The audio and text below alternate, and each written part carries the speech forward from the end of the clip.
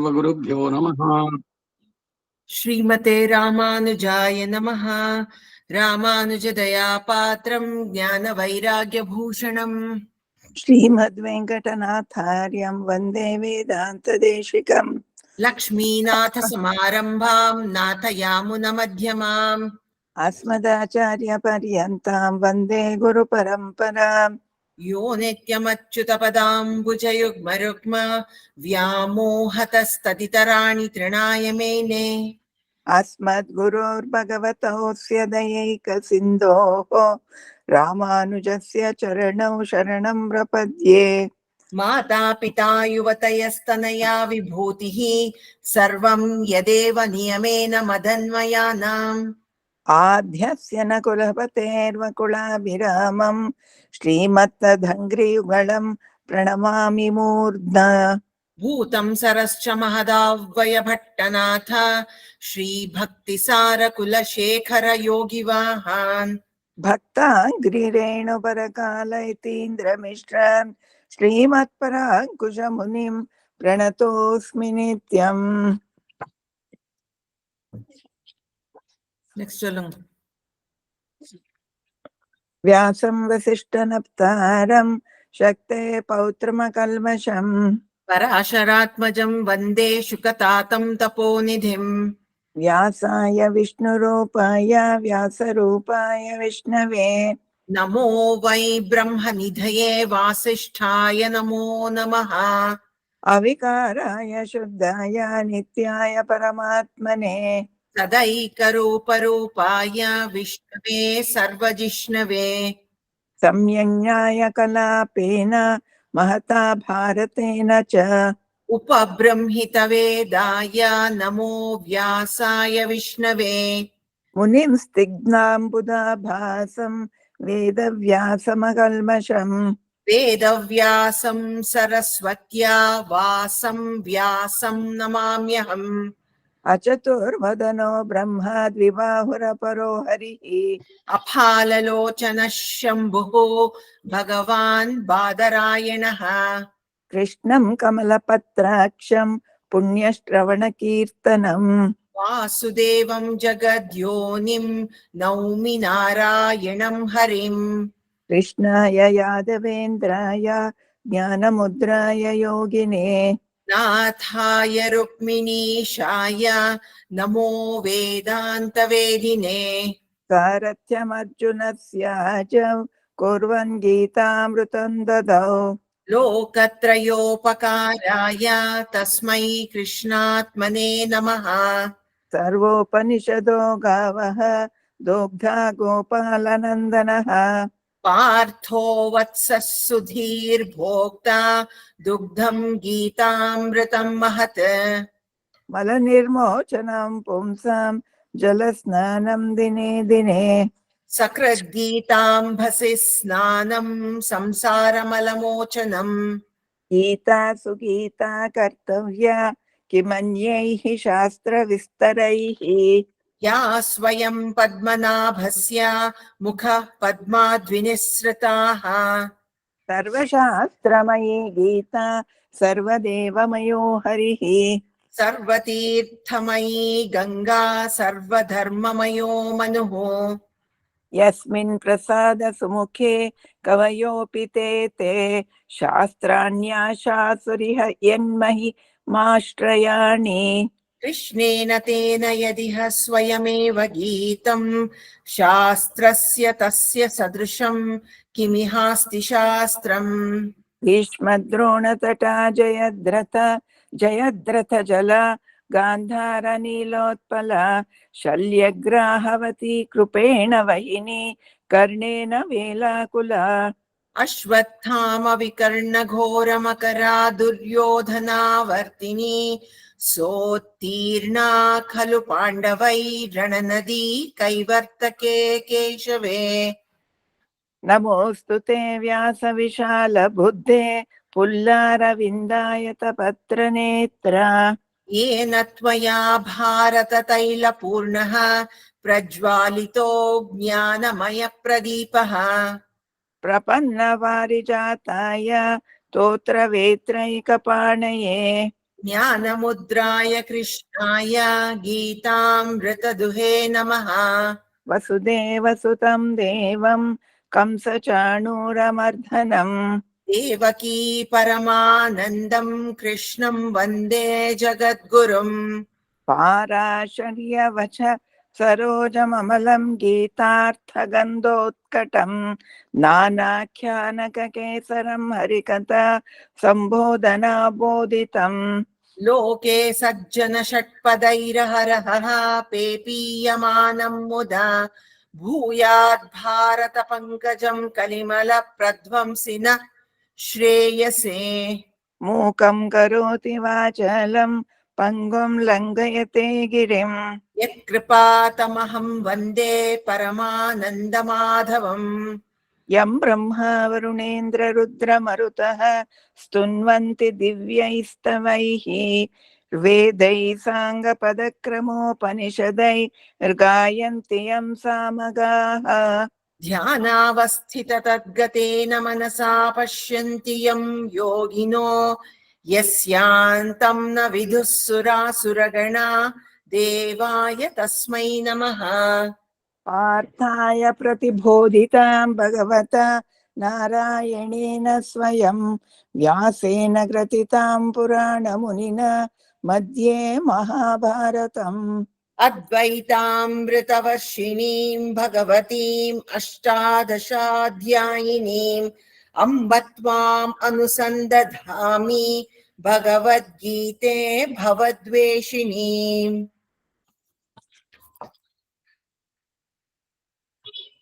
अथ श्रीमद्भगवद्गीतासु उपनिषत्सु ब्रह्मविद्यायां योगशास्त्रे श्रीकृष्णार्जुनसंवादे विश्वरूपदर्शनयोगो नाम एकादशोऽध्यायः। अष्टमहिषी समेत श्रीकृष्णाय परब्रह्मणे नमः।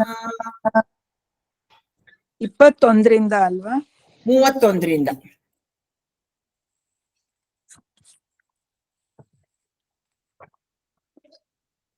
आख्याहि मे को भवानुग्ररूपो नमोऽस्तु ते देववर प्रसीद विज्ञातुमिच्छामि भवन्तमाद्यं न हि प्रजानामि तव प्रवृत्तिम्। श्रीभगवानुवाच कालोऽस्मि लोकक्षयक्षुत् प्रवृद्धो लोकान् समाहर्तुमिह प्रवृत्तः ऋतेऽपि त्वां न भविष्यन्ति सर्वे एव स्थिताः प्रत्यनीकेषु योधाः। तस्मात् त्वमुत्तिष्ठ यशो लभस्व जित्वा शत्रून् भुङ्क्ष्व राज्यं समृद्धम् मयैवैते निहताः पूर्वमेव निमित्तमात्रं भव सव्यसाचिन्। द्रोणं च भीष्मं च जयद्रथं च कर्णं तथान्यानपि योधवीरान् मया हतांस्त्वं जहिमा व्यथिष्ठा युध्यस्वजेतासि रणे सपत्नान्। संजय उवाच एतच्छ्रुत्वा वचनं केशवस्य कृताञ्जलिर्वेपमानः किरीटी नमस्कृत्वा भूय एवाह कृष्णं सगद्गदं भीतः प्रणम्य।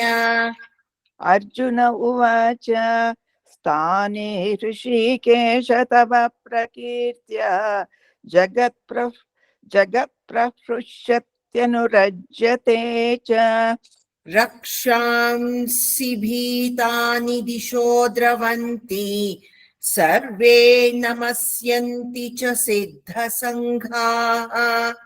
कस्माच्च तेन न मेरन्महात्मन्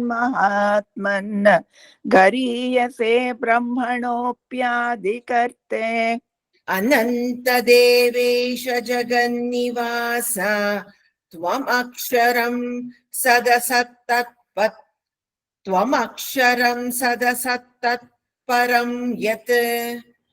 त्वमादिदेवः पुरुषः पुराणः त्वमस्य विश्वस्य परं निधानम् वेत्तासि वेद्यं च परं च धाम त्वया ततं विश्वम् अनन्तरूप वायुर्यमोऽग्निर्वरुणः शशाङ्कः प्रजापतिस्त्वं प्रपितामहश्च नमो नमस्तेस्तु सहस्रकृत्वः पुनश्च भूयोऽपि नमो नमस्ते नमः पुरस्तात् पृष्ठतस्ते नमोऽस्तु ते सर्वत एव सर्व अनन्तवीर्यामितविक्रमस्त्वं सर्वं समाप्नोषि ततोऽसि सर्वः सखेति मत्वा प्रसभं यदुक्तं हे कृष्ण हे यादव हे सखेति अजानता महिमानं तवेदं मया प्रमादात् प्रणयेन वापि यच्चापहासातमसुत्कृतोऽसि विहार ಅಕಾರ ವಕಾರ ಅದು ಯಚ್ಚಾವಹಾಸಾರ್ಥಂ ಅಸತ್ಕೃತೋಸಿ ಯಚ್ಚಾಪಹಾಸಾರ್ಥಮಸ ಯಚ್ಚಾಪ ಇಲ್ಲ ಪಕಾರ ಇದೆ ಅಲ್ಲಿ ನನ್ ಬುಕ್ಕಲ್ ಪಾ ಇದೆ ಹೌದಾ ಯಚ್ಚಾವಹಾಸಾರ್ಥ ಓಕೆ ವಕಾರ ಯಚ್ಚಾವಹಾಸಾರ್ಥಮಸುತ್ಕೃತೋऽसि ವಿಹಾರಶಯ್ಯಾಸನ ಭೋಜನೇಷು एकोऽथवाप्यच्युत तत्समक्षं तत्क्षामये त्वाम् अहम् अप्रमेयम् पितासि लोकस्य चराचरस्य त्वमस्य पूज्यश्च गुरुर्गरीयान् न त्वत्समोऽस्त्यभ्यधिकः कुतोऽन्यो लोकत्रयेऽप्यप्रतिमप्रभाव तस्मात् प्रणम्य प्रणिधाय कायं प्रसादये त्वामहमीशमीढ्यम्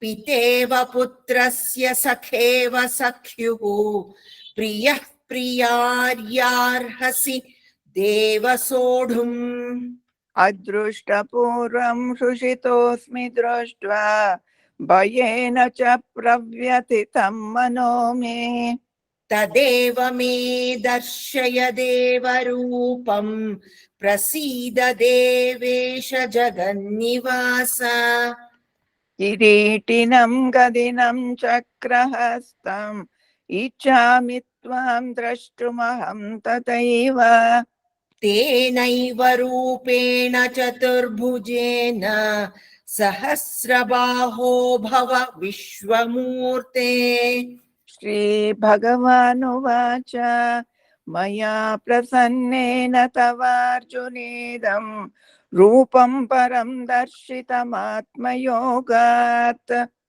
तेजोमयं विश्वम् अनन्तमाध्यं यन्मे त्वदन्येन न अदृष्टपूर्वम् ನ ಅದೃಷ್ಟ ಇಲ್ಲ ನ ದೃಷ್ಟಪೂರ್ವಂ ನ ಮತ್ತೆ ಅಕಾರ ಇನ್ನೊಂದಿಲ್ಲ तेजोमयं विश्वमनन्तमाध्यं यन्मे त्वदन्येन न दृष्टपूर्वम् न वेदयज्ञाध्ययनैर्न दानैर्न च क्रियाभिर्न तपोभिरुग्रैः एवं रूपः शक्य अहं नृलोके द्रष्टुं त्वदन्येन कुरु प्रवीर मा ते व्यथा मा च विमूढभावो दृष्ट्वा रूपं घोरमीदृङ्ममेधम् व्यपेतभिः प्रीतमनाः पुनस्त्वं तदेव मे रूपमिदं प्रपश्य सञ्जय उवाच इत्यर्जुनं वासुदेवस्ततोक्त्वा स्वकं रूपं दर्शयामास भूयः आश्वासयामास च भीतमेनम् भूत्वा पुनः सौम्य वपुर्महात्मा अर्जुन उवाच दृष्ट्वेदं मानुषं रूपं तव सौम्यं जनार्दन इदानीम् अस्मि संवृत्तः सचेताः प्रकृतिं गतः श्रीभगवानुवाच सुदुर्दर्शम् इदं रूपं दृष्टवानसि यन्मम देवा अप्यस्य रूपस्य नित्यं दर्शनकाङ्क्षिणः नाहं वेदैर्न तपसा न दानेन चेज्जया शक्य एवं विधो द्रष्टुं दृष्टवानसि मां यथा भक्त्या त्वनन्यया शक्य अहमेवं विधोऽर्जुन ज्ञातुं द्रष्टुं च तत्त्वेन प्रवेष्टुं च परन्तप मत्कर्म कृन्मत्परमो मद्भक्तः सङ्गवर्जितः निर्वैरः सर्वभूतेषु यः स मामेति पाण्डव इति श्रीमद्भगवद्गीतासु उपनिषत्सु ब्रह्मविद्यायां योगशास्त्रे श्रीकृष्णार्जुनसंवादे विश्वरूपदर्शनयोगो नाम एकादशोऽध्यायः ವಿಶ್ವರೂಪ ದರ್ಶನ ಯೋಗ ಆಯ್ತು. 10ನೇ ಅಧ್ಯಾಯದಲ್ಲಿ ಭಕ್ತಿ ಯೋಗ ಉಂಟಾಗೋದಕ್ಕೆ ಮತ್ತು ಅದು ಅಭಿವೃದ್ಧಿ ಆಗೋದು ಹೇಗೆ ಅನ್ನೋದನ್ನ ಮತ್ತೆ ಭಗವಂತನ ಈ ಅಸಾಧಾರಣವಾದ ಸ್ವಭಾವವನ್ನು ತಿಳಿಸೋದಕ್ಕಾಗಿ ವಿಭೂತಿ ಅಂತಂದ್ರೆ ಸಾಮಾನ್ಯ ರೂಢಿನಲ್ಲಿ ವಿಭೂತಿ ಅಂದ್ರೆ ಸ್ಮಾರ್ತರು ಧರಿಸುವಂತಹದ್ದು ವಿಭೂತಿ. ಇಲ್ಲಿ ವಿಭೂತಿ ಅಂತಂದ್ರೆ ಏನು ಅಂದ್ರೆ ಅವನ ಶಕ್ತಿ ಸಾಮರ್ಥ್ಯಗಳು ಇವುಗಳನ್ನೆಲ್ಲ ತಿಳಿಸ್ತಾ ಬಂದಿದೆ ಭಗವಂತನ ಬಗ್ಗೆ. ಈಗ ಯಾರ್ಯಾರ ಬಗ್ಗೆ ನಮ್ಗೆ ಏನಾದ್ರು ಸ್ವಲ್ಪ ಇಷ್ಟ ಆದ್ರೆ ಯಾರವರು, ಅವ್ರ ಹಿನ್ನೆಲೆ ಏನು, ಇದೆಲ್ಲ ತಿಳಿತೀವೋ ಇಲ್ವೋ ಹಾಗೆ ಅರ್ಜುನ ಕೃಷ್ಣನ ಬಗ್ಗೆ ತಿಳಿದ. ಭಗವಂತನ ಕಲ್ಯಾಣ ಗುಣ ವೈಭವ ಇದೆಲ್ಲ ನೋಡಿ ಈ ವಿಶ್ವದಲ್ಲಿರುವ ಸಮಸ್ತ ಚೇತನ ಅಚೇತನಗಳಿಗೂ ಅವನೇ ಆತ್ಮ, ಅವನನ್ನು ಉಳಿದು ಸಮಸ್ತವೂ ಅವನಿಗೆ ಶರೀರವಾಗಿ ಅವನಿಂದಲೇ ಇರುತ್ತ. ಅವನಿಲ್ದಿದ್ರು ಇಲ್ಲ, ಯಾವುದೂ ಇರ್ಲಿಕ್ಕಾಗಲ್ಲ. ಚೇತನವಾಗ್ಲಿ ಅಚೇತನವಾಗ್ಲಿ, living or non living, sentient or non sentient, cannot exist. ಅವನಿಲ್ಲದೆ ಇಲ್ಲ. ಅದನ್ನ ಪೂರ್ಣವಾಗಿ ತಿಳಿದ ಮೇಲೆ ಈ ಅಸಾಧಾರಣವಾದ ಮಹಿಮೆಯನ್ನ ಅರ್ಜುನ ಮನಸ್ಸಲ್ಲಿ ಅನ್ನಿಸ್ತು, ಇಷ್ಟೆಲ್ಲ ಇರುವಂತವನ್ನ ನಾನು ಒಂದ್ಸಲಿ ಕಣ್ಣಲ್ಲಿ ನೋಡ್ಬೇಕಲ್ಲ ಅಂತ. ಆ ಆಸೆ ಉಂಟಾದಾಗ ಅವನು ಭಗವಂತನಿಗೆ ತಿಳಿಸಿದ. ಅವನು ಹೇಳ್ದ, ನಿನ್ನ ಈ ಚರ್ಮ ಚಕ್ಷಸ್ಸಿದೆಯಲ್ಲ, ತ್ರಿಗುಣಾತ್ಮಕವಾದ ಪ್ರಕೃತಿಗೆ ಸಂಬಂಧಪಟ್ಟಿದಂತೆ ಪ್ರಾಕೃತ ಶರೀರ, ಅದರಿಂದ ನೀನ್ ನೋಡಕ್ಕಾಗಲ್ಲ ನನ್ನನ್ನ.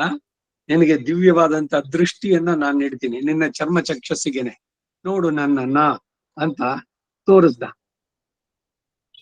ಅದು ವಿಶ್ವರೂಪ ದರ್ಶನ. ಇದಾದ್ಮೇಲೆ ಭಕ್ತಿ ಯೋಗ 12 ಉಂಟಾಗತ್ತೆ. ಅನನ್ಯವಾದ ಭಕ್ತಿಯಿಂದಲೇ ಅವನನ್ನು ಪಡಿಬಹುದು. ಅದನ್ನ ಅವನೇ ಹೇಳ್ದ ಈಗ ಲಾಸ್ಟ್ ಇದ್ರಲ್ಲಿ, ಭಕ್ತಿಯಾತು ಅನನ್ಯಯ ಶಕ್ಯ ಮದ್ಭಕ್ತಿಂ ಲಭತೆ ಪರಾಂ. ನನ್ನಲ್ಲಿ ಭಕ್ತಿ ನನ್ನನ್ನು ಪಡೆಯೋದಕ್ಕೆ ಸಾಧ್ಯ, ಅದು ಬಿಟ್ಟು ಬೇರೆ ಮಾರ್ಗ ಇಲ್ಲ. ಭಕ್ತಿಯಾತು ಅನನ್ಯಯ ಶಕ್ಯ, ಇಟ್ ಈಸ್ ಇಂಪಾಸಿಬಲ್. ನನ್ನನ್ನು ಪಡೆಯೋದಕ್ಕೆ ಸಾಧ್ಯ ಇಲ್ಲ, ಭಕ್ತಿ ಒಂದರಿಂದನೇ ಆಗ್ಬೇಕು. ಆ ಭಕ್ತಿಯ ಪರಾಕಾಷ್ಠೆ ಪರಭಕ್ತಿ, ಪರಜ್ಞಾನ, ಪರಮ ಭಕ್ತಿ ಅಂತ ರಾಮಾನುಜರು ಇದು ಭಾಷ್ಯದಲ್ಲಿ ಹೇಳ್ಬೇಕಾದ್ರೆ ಬರ್ತಾರೆ. ಆ ಪರಮ ಭಕ್ತಿಯ ದಿಶೆ ಅಂದ್ರೆ ಟೋಟಲ್ ಸರೆಂಡರ್. ಇದನ್ನೇ ಎಲ್ಲ ಸಂತರು ಯಾರ್ಯಾರು ಭಗವಂತನ ಕಂಡ್ರೋ ಅವರೆಲ್ಲರೂ ಇದನ್ನೇ ಮಾಡಿದ್ರು. ಪೂರ್ಣವಾಗಿ ತಮ್ಮನ್ನ ತಾವು ಸಮರ್ಪಿಸಿಕೊಂಡ್ರು ಭಗವಂತನಿಗೆ. ಅವನನ್ನ ಕಂಡರು. ತಿರು ಕಂಡೇನ್, ಪೊನ್ಮೇನಿ ಕಂಡೇನ್, ಪಹಲ್ ಕಂಡೇನ್, ಕನಸಿನಲ್ಲೂ ಕಂಡೆ. ಆಮೇಲೆ ನೇರವಾಗಿ ನಿನ್ನನ್ನ ಕಂಡೆ ಆ ಉದ್ಗಾರಗಳು ಆಳ್ವಾರಗಳಿಂದ ಇವರುಗಳಿಂದ. ಬದುಕಿದೆನು ಭವ ಎನಗೆ ಹಿಂಗಿತೋ, ಅವನ ಕೃಪೆ ನನಗುಂಟಾಯಿತು, ನಾನು ಅವನನ್ನ ನೋಡ್ದೆ, ನನ್ನ ಕುಲ ಕೋಟಿಗಳು ಉದ್ಧಾರವಾಯಿತು. ಹೀಗೆಲ್ಲ ಆ ಆನಂದದ ಉದ್ಗಾರ ಬರುವಂತದ್ದು. ಹಾಗಾಗಿ ಹಂತ ಹಂತವಾಗಿ ಭಗವಂತನನ್ನ ಪಡೆಯೋದು, ಈ practical way of attaining him, ಅದನ್ನ ಸುಂದರವಾಗಿ ಭಗವದ್ಗೀತೆನಲ್ಲಿ ತೋರಿಸ್ತಾನೆ. ಅದಕ್ಕೆ ಭಗವದ್ಗೀತೆಗೆ ಸರ್ವೋಪನಿಷದೋ ಗಾವಹ, ಎಲ್ಲ ಉಪನಿಷತ್ತುಗಳೇ ಹಸುಗಳು. ಹಾಲ್ ಕರೆಯುವನು ಕೃಷ್ಣ. ಅರ್ಜುನ ಅಲ್ಲಿ ಪಾರ್ಥೋ ವತ್ಸಹ ಸುಧೀರ್ ಭೋಕ್ತ ದುಗ್ಧಂ ಗೀತಾಮೃತಂ, ಗೀತೆಯ ಅಮೃತ ಅನ್ನುವಂತಹ ಇದನ್ನ ಅವನು ನೀಡಿದ್ದು. ಉಪನಿಷತ್ತುಗಳ ಸಾರ. ಶ್ರುತಿ ಶತ ಶಿರಸಿದ್ಧಂ ಅಧ್ಯಾಪಯಂತಿ ಗೋದಾದೇವಿ. ಎಲ್ಲದರಲ್ಲೂ ಭಕ್ತಿಯ ಇದನ್ನ ತಿಳಿಸುವಂತ.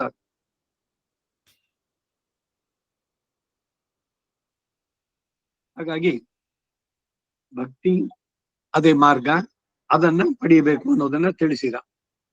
ಆತ್ಮದ ಉಪಾಸನೆ, ಈಗ ಆತ್ಮ ಸಾಕ್ಷಾತ್ಕಾರ, ಈಗ ಇವರೆಲ್ಲ ಯೋಗಿಗಳೆಲ್ಲ ಸಮಾಧಿ ಸ್ಥಿತಿನಲ್ಲಿ ಇರ್ತಾರಲ್ಲ, ಅದಷ್ಟಕ್ಕಿಂತ ಭಗವಂತನ ಉಪಾಸನೆ ಬೇಗ ಫಲ ಕೊಡುತ್ತೆ ಅಂತ ಹೇಳಿ ಸುಲಭ ಮಾಡೋದಕ್ಕಾಗಿ ಶ್ರೇಷ್ಠವಾದದ್ದನ್ನ ತಿಳಿಸಿದ್ದಾರೆ. ಒಂದು ನಿಮಿಷ.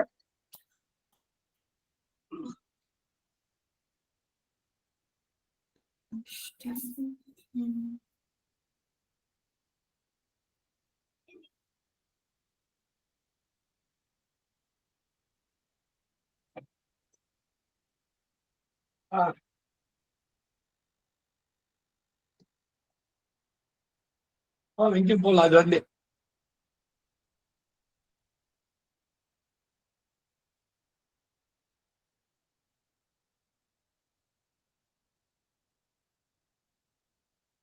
ಭಕ್ತಿ ಯೋಗ 12ನೇದು. ಇವತ್ತು ಹೋದ ವಾರದಲ್ಲಿ 10 ಶ್ಲೋಕಗಳನ್ನು ಹೇಳಿತ್ತು.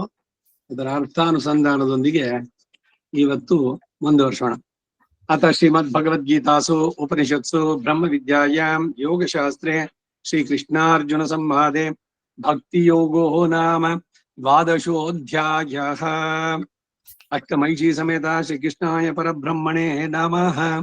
ಅರ್ಜುನ ಉವಾಚ ಏವಂ ಸತತಯುಕ್ತಾಃ ಯೇ ಭಕ್ತಾಃ ತ್ವಾಂ ಪರ್ಯುಪಾಸತೆ ಯೇ ಚ ಅಪಿ ಅಕ್ಷರಂ ಅವ್ಯಕ್ತಂ ತೇಷಾಂ ಕೇ ಯೋಗವಿತ್ತಮಾಃ.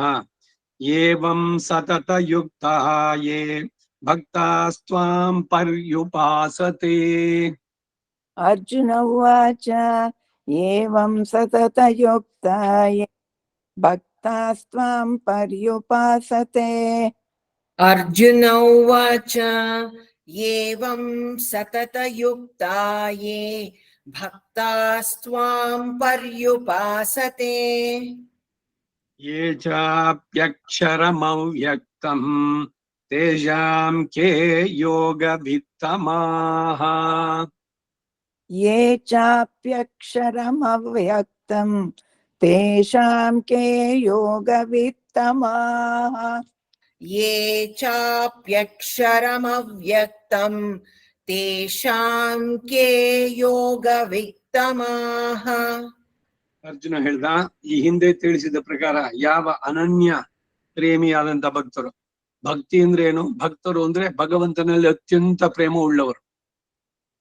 ಅದೆಲ್ಲ ಹಿಂದೆನೆ ಹೇಳಿದೆ ನಾನು. ನಾರದ ಭಕ್ತಿ ಸೂತ್ರದಲ್ಲೂ ಅದಕ್ಕೆ ಹೇಳಿದ್ದೆ. ಕಾ ಭಕ್ತಿ, ಭಕ್ತಿ ಸೂತ್ರವನ್ನ ಅವ್ರು ರಚಿಸಬೇಕಾದ್ರೆ ಭಕ್ತಿ ಅಂದ್ರೆ ಏನು ಅಂದ್ರೆ ಸಾ ಪ್ರೇಮ ರೂಪ, ಅದು ಪ್ರೇಮ ರೂಪವಾದದ್ದು.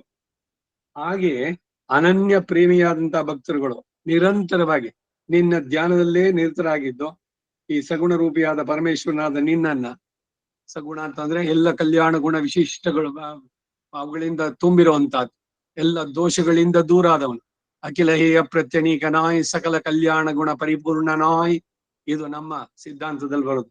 ಹಾಗೆ ಅಂತಹ ಪರಮೇಶ್ವರಾದ ನಿನ್ನನ್ನ ಅತ್ಯಂತ ಶ್ರೇಷ್ಠ ಭಾವನೆಯಿಂದ ಉಪಾಸನೆ ಮಾಡುತ್ತಾರೋ, ಮತ್ತು ಯಾರು ಈ ಅವಿನಾಶಿ ಈ ಪರವಂತ ಅವನು ಎಂದೆಂದೂ ಇದ್ದ, ಅಜೋ ನಿತ್ಯ ಶಾಶ್ವತೋ ಯಂ ಪುರಾಣ, ಎಂದೆಂದಿಗೂ ಇದ್ದ, ಅವನು ಹುಟ್ಟೆ ಇಲ್ಲದವನು, ಅಂತವನು ಅವನನ್ನ ಆರಾಧಿಸ್ತಾರೋ, ಈ 2 ಪ್ರಕಾರದ ಭಕ್ತರಲ್ಲಿ ಅತ್ಯಂತ ಉತ್ತಮರಾದಂತ ಯೋಗವೇತ್ತರು ಅರ್ಥಾತ್ ಜ್ಞಾನಿ ಅವ್ರು ಯಾರು? ಇಬ್ಬರಲ್ಲಿ ಒಬ್ಬ ಎಲ್ರೂ ಭಕ್ತರಲ್ಲಿನೇ ಹೇಳ್ದ ಕೆಟಗರೀಸ್, ಸುಮ್ನೆ ಬರೀ ಇದರಿಂದ ಮಾಡುವಂತವ್ರು ಇಲ್ಲ, ಅವನನ್ನು ಅದರಲ್ಲಿ ಹಂತಗಳು ಬೇರೆ.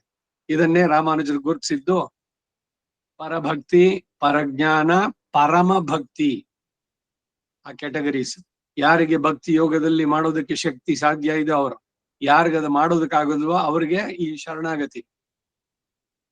ಅಧಿಕಾರಿಗಳು ಅಂದ್ರೆ ಸಮರ್ಥರಾದವರು. ಭಕ್ತಿ ಅನ್ನೋದು ಹೇಗಿರ್ಬೇಕು? ತೈಲಧಾರೆಯಂತೆ ಮನಸ್ಸು, ನಿರಂತರವಾಗಿ ಯಾವ್ದು ಕಡೆ ಉಸಿರಿರೋ ತನಕ ಬೇರೆ ಯಾವ ಚಿಂತನೆ ಬರಬಾರದು. ಆಳ್ವಾರಗಳು ಭಕ್ತಿಯಿಂದ ಭಗವಂತನ ಪಡೆದು, ಆದ್ರೆ ಎಲ್ರು ಆಳ್ವಾರರ ಮಟ್ಟಕ್ಕೆ ಭಕ್ತಿಯನ್ನ ನಡೆಸೋದಕ್ಕೆ ಸಾಧ್ಯವಾ? ಇದು ಪರಮಾತ್ಮ ಭಕ್ತಿಗೆ ಸುಲಭ, ಆದ್ರೆ ಭಕ್ತಿ ಮಾಡೋದು ಸುಲಭನೇ? ಇದು ಪ್ರಶ್ನೆ. ಅದಕ್ಕಾಗಿ ಇವನು ಕೇಳ್ದ, ಅದಕ್ಕೆ ಉತ್ತರ ಹೇಳ್ತಾನೆ ಭಗವಂತ. ಶ್ರೀ ಭಗವಾನುವಾಚ ಮಯಿ ಆವೇಶ್ಯ ಮನಃ ಯೇ ಮಾಂ ನಿತ್ಯಯುಕ್ತಾಃ ಉಪಾಸತೆ ಶ್ರದ್ಧಯಾ ಪರಯಾ ಉಪೇತಾಃ ತೇ ಮೇ ಯುಕ್ತತಮಾಃ ಮತಾಃ. ಮಯ್ಯಾವೇಶ್ಯ ಮನೋ ಯೇ ಮಾಂ ನಿತ್ಯಯುಕ್ತಾ ಉಪಾಸತೆ. ಶ್ರೀ ಭಗವಾನುವಾಚ ಮಯ್ಯಾವೇಶ್ಯ ಮನೋ ಯೇ ಮಾಂ ನಿತ್ಯಯುಕ್ತಾ ಉಪಾಸತೆ.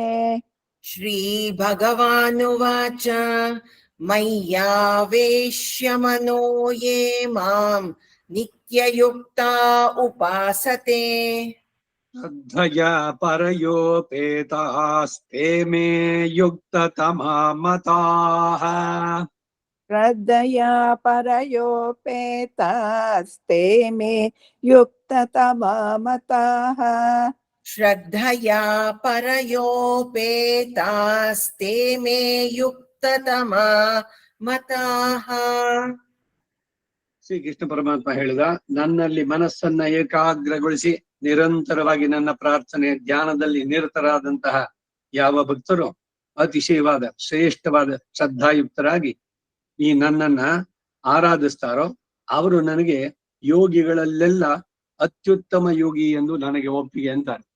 ಯೋಗಿಗಳಲ್ಲಿ ಶ್ರೇಷ್ಠತಮ ಯುಕ್ತತಮ ಮತಾಹ ಅಂತ. ಮುಂದಿನ ಶ್ಲೋಕ. ಏತು ಅಕ್ಷರಂ ಅನಿರ್ದೇಶ್ಯಂ ಅವ್ಯಕ್ತಂ ಪರ್ಯುಪಾಸತೆ ಸರ್ವತ್ರಗಂ ಅಚಿಂತ್ಯಂ ಚ ಕೂಟಸ್ಥಂ ಅಚಲಂ ಧ್ರುವಂ. ಯೇ ತ್ವಕ್ಷರಮನಿರ್ದೇಶ್ಯಂ ಅವ್ಯಕ್ತಂ ಪರ್ಯುಪಾಸತೆ. ಯೇ ತ್ವಕ್ಷರಮನಿರ್ದೇಶಂ ಅವ್ಯಕ್ತಂ ಪರ್ಯುಪಾಸತೆ.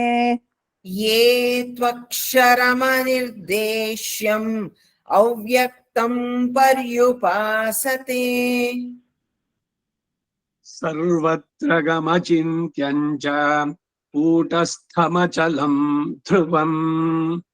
ಸರ್ವತ್ರಗಮಚಿಂತ್ಯಂ ಚ ಕೂಟಸ್ಥಮಚಲಂ ಧ್ರುವಂ. सर्वत्र गमचिन्त्यं च कूटस्थमचलं ध्रुवम्. ತಂ ನಿಯಮ್ಯ ಇಂದ್ರಿಯಗ್ರಾಮಂ ಸರ್ವತ್ರ ಸಮಬುದ್ಧಯಃ ತೇ ಪ್ರಾಪ್ನುವಂತಿ ಮಾಂ ಏವ ಸರ್ವಭೂತ ಹಿತೇ ರತಾಃ. ಸನ್ನಿಯಮ್ಯೇಂದ್ರಿಯಗ್ರಾಮಂ ಸರ್ವತ್ರ ಸಮಬುದ್ಧಯಃ. ಸನ್ನಿಯಮ್ಯೇಂದ್ರಿಯಗ್ರಾಮಂ ಸರ್ವತ್ರ ಸಮಬುದ್ಧಯಃ. सन्नियम्येन्द्रियग्रामं सर्वत्र समबुद्धयः ते प्राप्नुवन्ति मामेव सर्वभूतहिते रताः.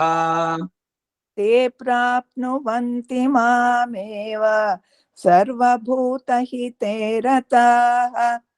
ते प्राप्नुवन्ति मामेव ಸರ್ವಭೂತಹಿತೇ ರತಾಃ. ಅಧ್ಯಾತ್ಮ ಸಾಧನೆ ಆಗಬೇಕು ಅಂತಂದ್ರೆ ಇಂದ್ರಿಯ ನಿಗ್ರಹ ಬಹಳ ಬಹಳ ಮುಖ್ಯ. ಇದನ್ನೇ ಹಿಂದೆ 3-4 ಕ್ಲಾಸ್ ಹಿಂದೆ ಮತ್ತೆ ಬಂದಿದ್ದಾಗ್ಲೂ ಹೇಳಿದ್ವಿ. ಮೊದಲು ವಿವೇಕ, ಆತ್ಮ ಅನಾತ್ಮ ಯಾವುದು, ಆತ್ಮ ಯಾವುದು, ಪ್ರಕೃತಿಗೆ ಸೇರಿದ್ ಯಾವುದು, ಶರೀರವು ಪ್ರಕೃತಿಗೆ ಸೇರಿದ್ದು ಅನ್ನೋದನ್ನ ತಿಳಿದು ಈ ದೇಹಾತ್ಮ ಭ್ರಮೆಯನ್ನು ಬಿಟ್ಟು ಆತ್ಮದ ಗುರಿ ಏನಾಗ್ಬೇಕು, ಹುಟ್ಟು ಸಾವಿನ ಚಕ್ರ ಬಿಡಿಸ್ಕೊಳ್ಬೇಕು. ಈ ವಿವೇಕ ಇದ್ದು ಆಮೇಲೆ ನೆಕ್ಸ್ಟ್ ಏನು ಅಂದ್ರೆ ವಿಮೋಕಾಹ. ವಿವೇಕ ಫಸ್ಟ್ ಆದ್ಮೇಲೆ ವಿಮೋಕ. ವಿಮೋಕ ಅಂದ್ರೆ ಏನು ಅಂದ್ರೆ ಪ್ರಾಪಂಚಿಕವಾದ ವಿಷಯದಲ್ಲಿ ಅತಿಯಾದ ಆಸಕ್ತಿಯನ್ನ ಬಿಡಿ. Don't get attached very much towards the material things. ಬೇಡವೇ ಬೇಡ ಅಂತ ಹೇಳೋಲ್ಲ, ಎಷ್ಟು ಅಗತ್ಯವೋ ಅಷ್ಟು. ಇಂಥದ್ದೇ ಆಗ್ಬೇಕು, ಹೀಗೆ ಆಗ್ಬೇಕು, ಹಿಂಗೆ ಇರಬೇಕು, ಇವು ಬೇಡ. ದೇವ್ರೇನ್ರ ಕೊಡ್ಲಣ್ಣ, ಕೊಡದಿದ್ರೆ ಬಿಡ್ಲಣ್ಣ.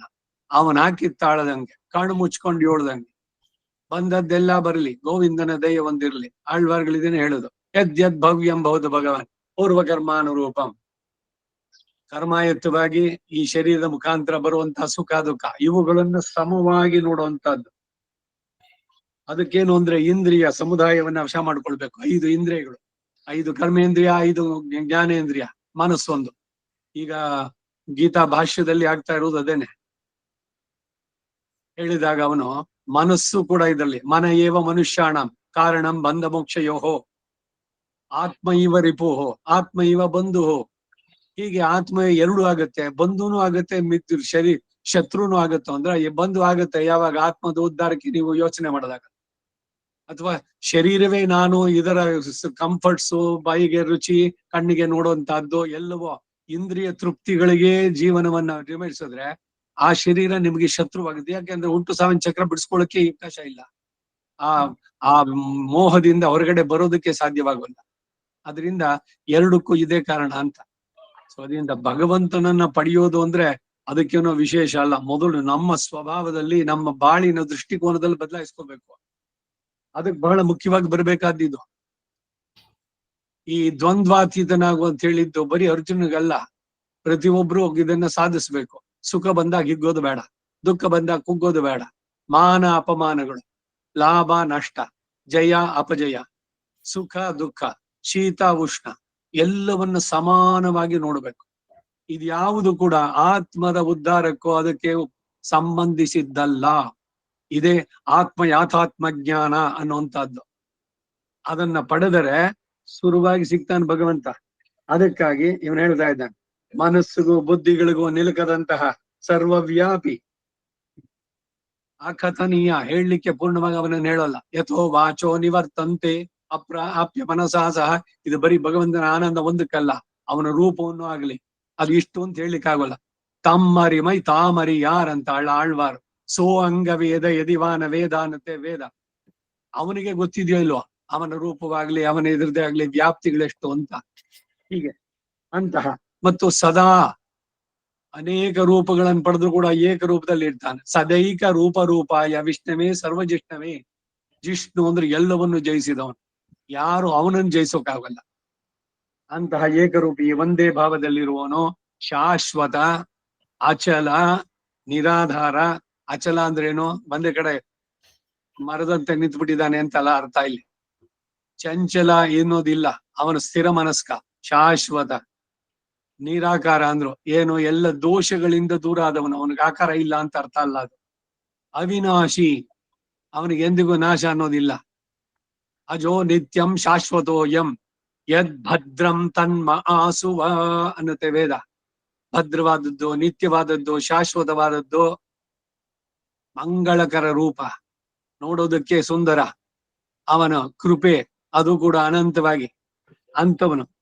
ಅಂತಹ ಸಚ್ಚಿದಾನಂದ ಘನನಾದಂತಹ ಬ್ರಹ್ಮನನ್ನ ನಿರಂತರವಾಗಿ ಏಕೀಭಾವದಿಂದ ಧ್ಯಾನಿಸುತ್ತಾ, ಇದೇ ಭಕ್ತಿ ಯೋಗದಲ್ಲಿ ಮಾಡ್ಬೇಕಾದ್ದು.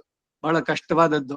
ಹೇಗಿರ್ಬೇಕು ಅಂತಂದ್ರೆ, ತೈಲಧಾರೆಯಂತೆ ಮನಸ್ಸು ಕೊಡೋ ಹರಿಯಲ್ಲಿ ಶಂಭೋ ಕೈಲಾಸವಾಸ ಗೌರೀಶ ಈಶ.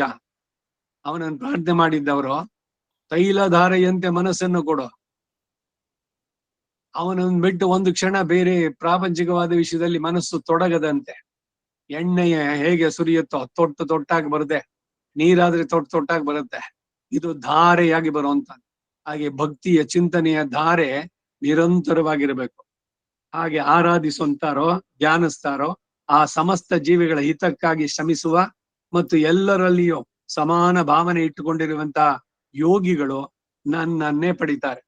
ಸರ್ವಭೂತ ಹಿತೇರತಾಹ. ಯಾವುದು ಅಲ್ಲಿ ದ್ವೇಷ ಇದು ಕಂಡ್ರೆ ಆಗೋಲ್ಲ, ಇಷ್ಟ ಅನಿಷ್ಟಗಳು ಯಾವುದು ಬರೋಲ್ಲ. ಎಲ್ಲದರಲ್ಲೂ ಭಗವಂತನ ಕಾಣುವಂತ ಭಾವ ಬರ್ಬೇಕು ಅಂದ್ರೆ, ಯಾಕೆಂದ್ರೆ ಪ್ರತಿಯೊಂದು ಭಗವಂತನೇ ಇರುವಂತಹದ್ದು. ಚರಾಚರಾಣಿ ಸರ್ವಾಣಿ ಸರ್ವಂ ಭಗವದ್ ವಪುಹು ಅಂತ. ಮುಂದಿನ ಶ್ಲೋಕಕ್ಕೆ ಹೋಗೋಣ. 5ನೇದು, ಕ್ಲೇಶ ಅಧಿಕತರ ತೇಷಾಂ ಅವ್ಯಕ್ತ ಸಕ್ತ ಚೇತಸಾಂ ಅವ್ಯಕ್ತ ಹಿ ಗತಿ ದುಃಖಂ ದೇಹವದ್ಭಿಃ ಅವಾಪ್ಯತೆ. ಕ್ಲೇಶೋಧಿಕತರಸ್ತೇಷಾಂ ಅವ್ಯಕ್ತ ಸಕ್ತ ಚೇತಸಾಂ.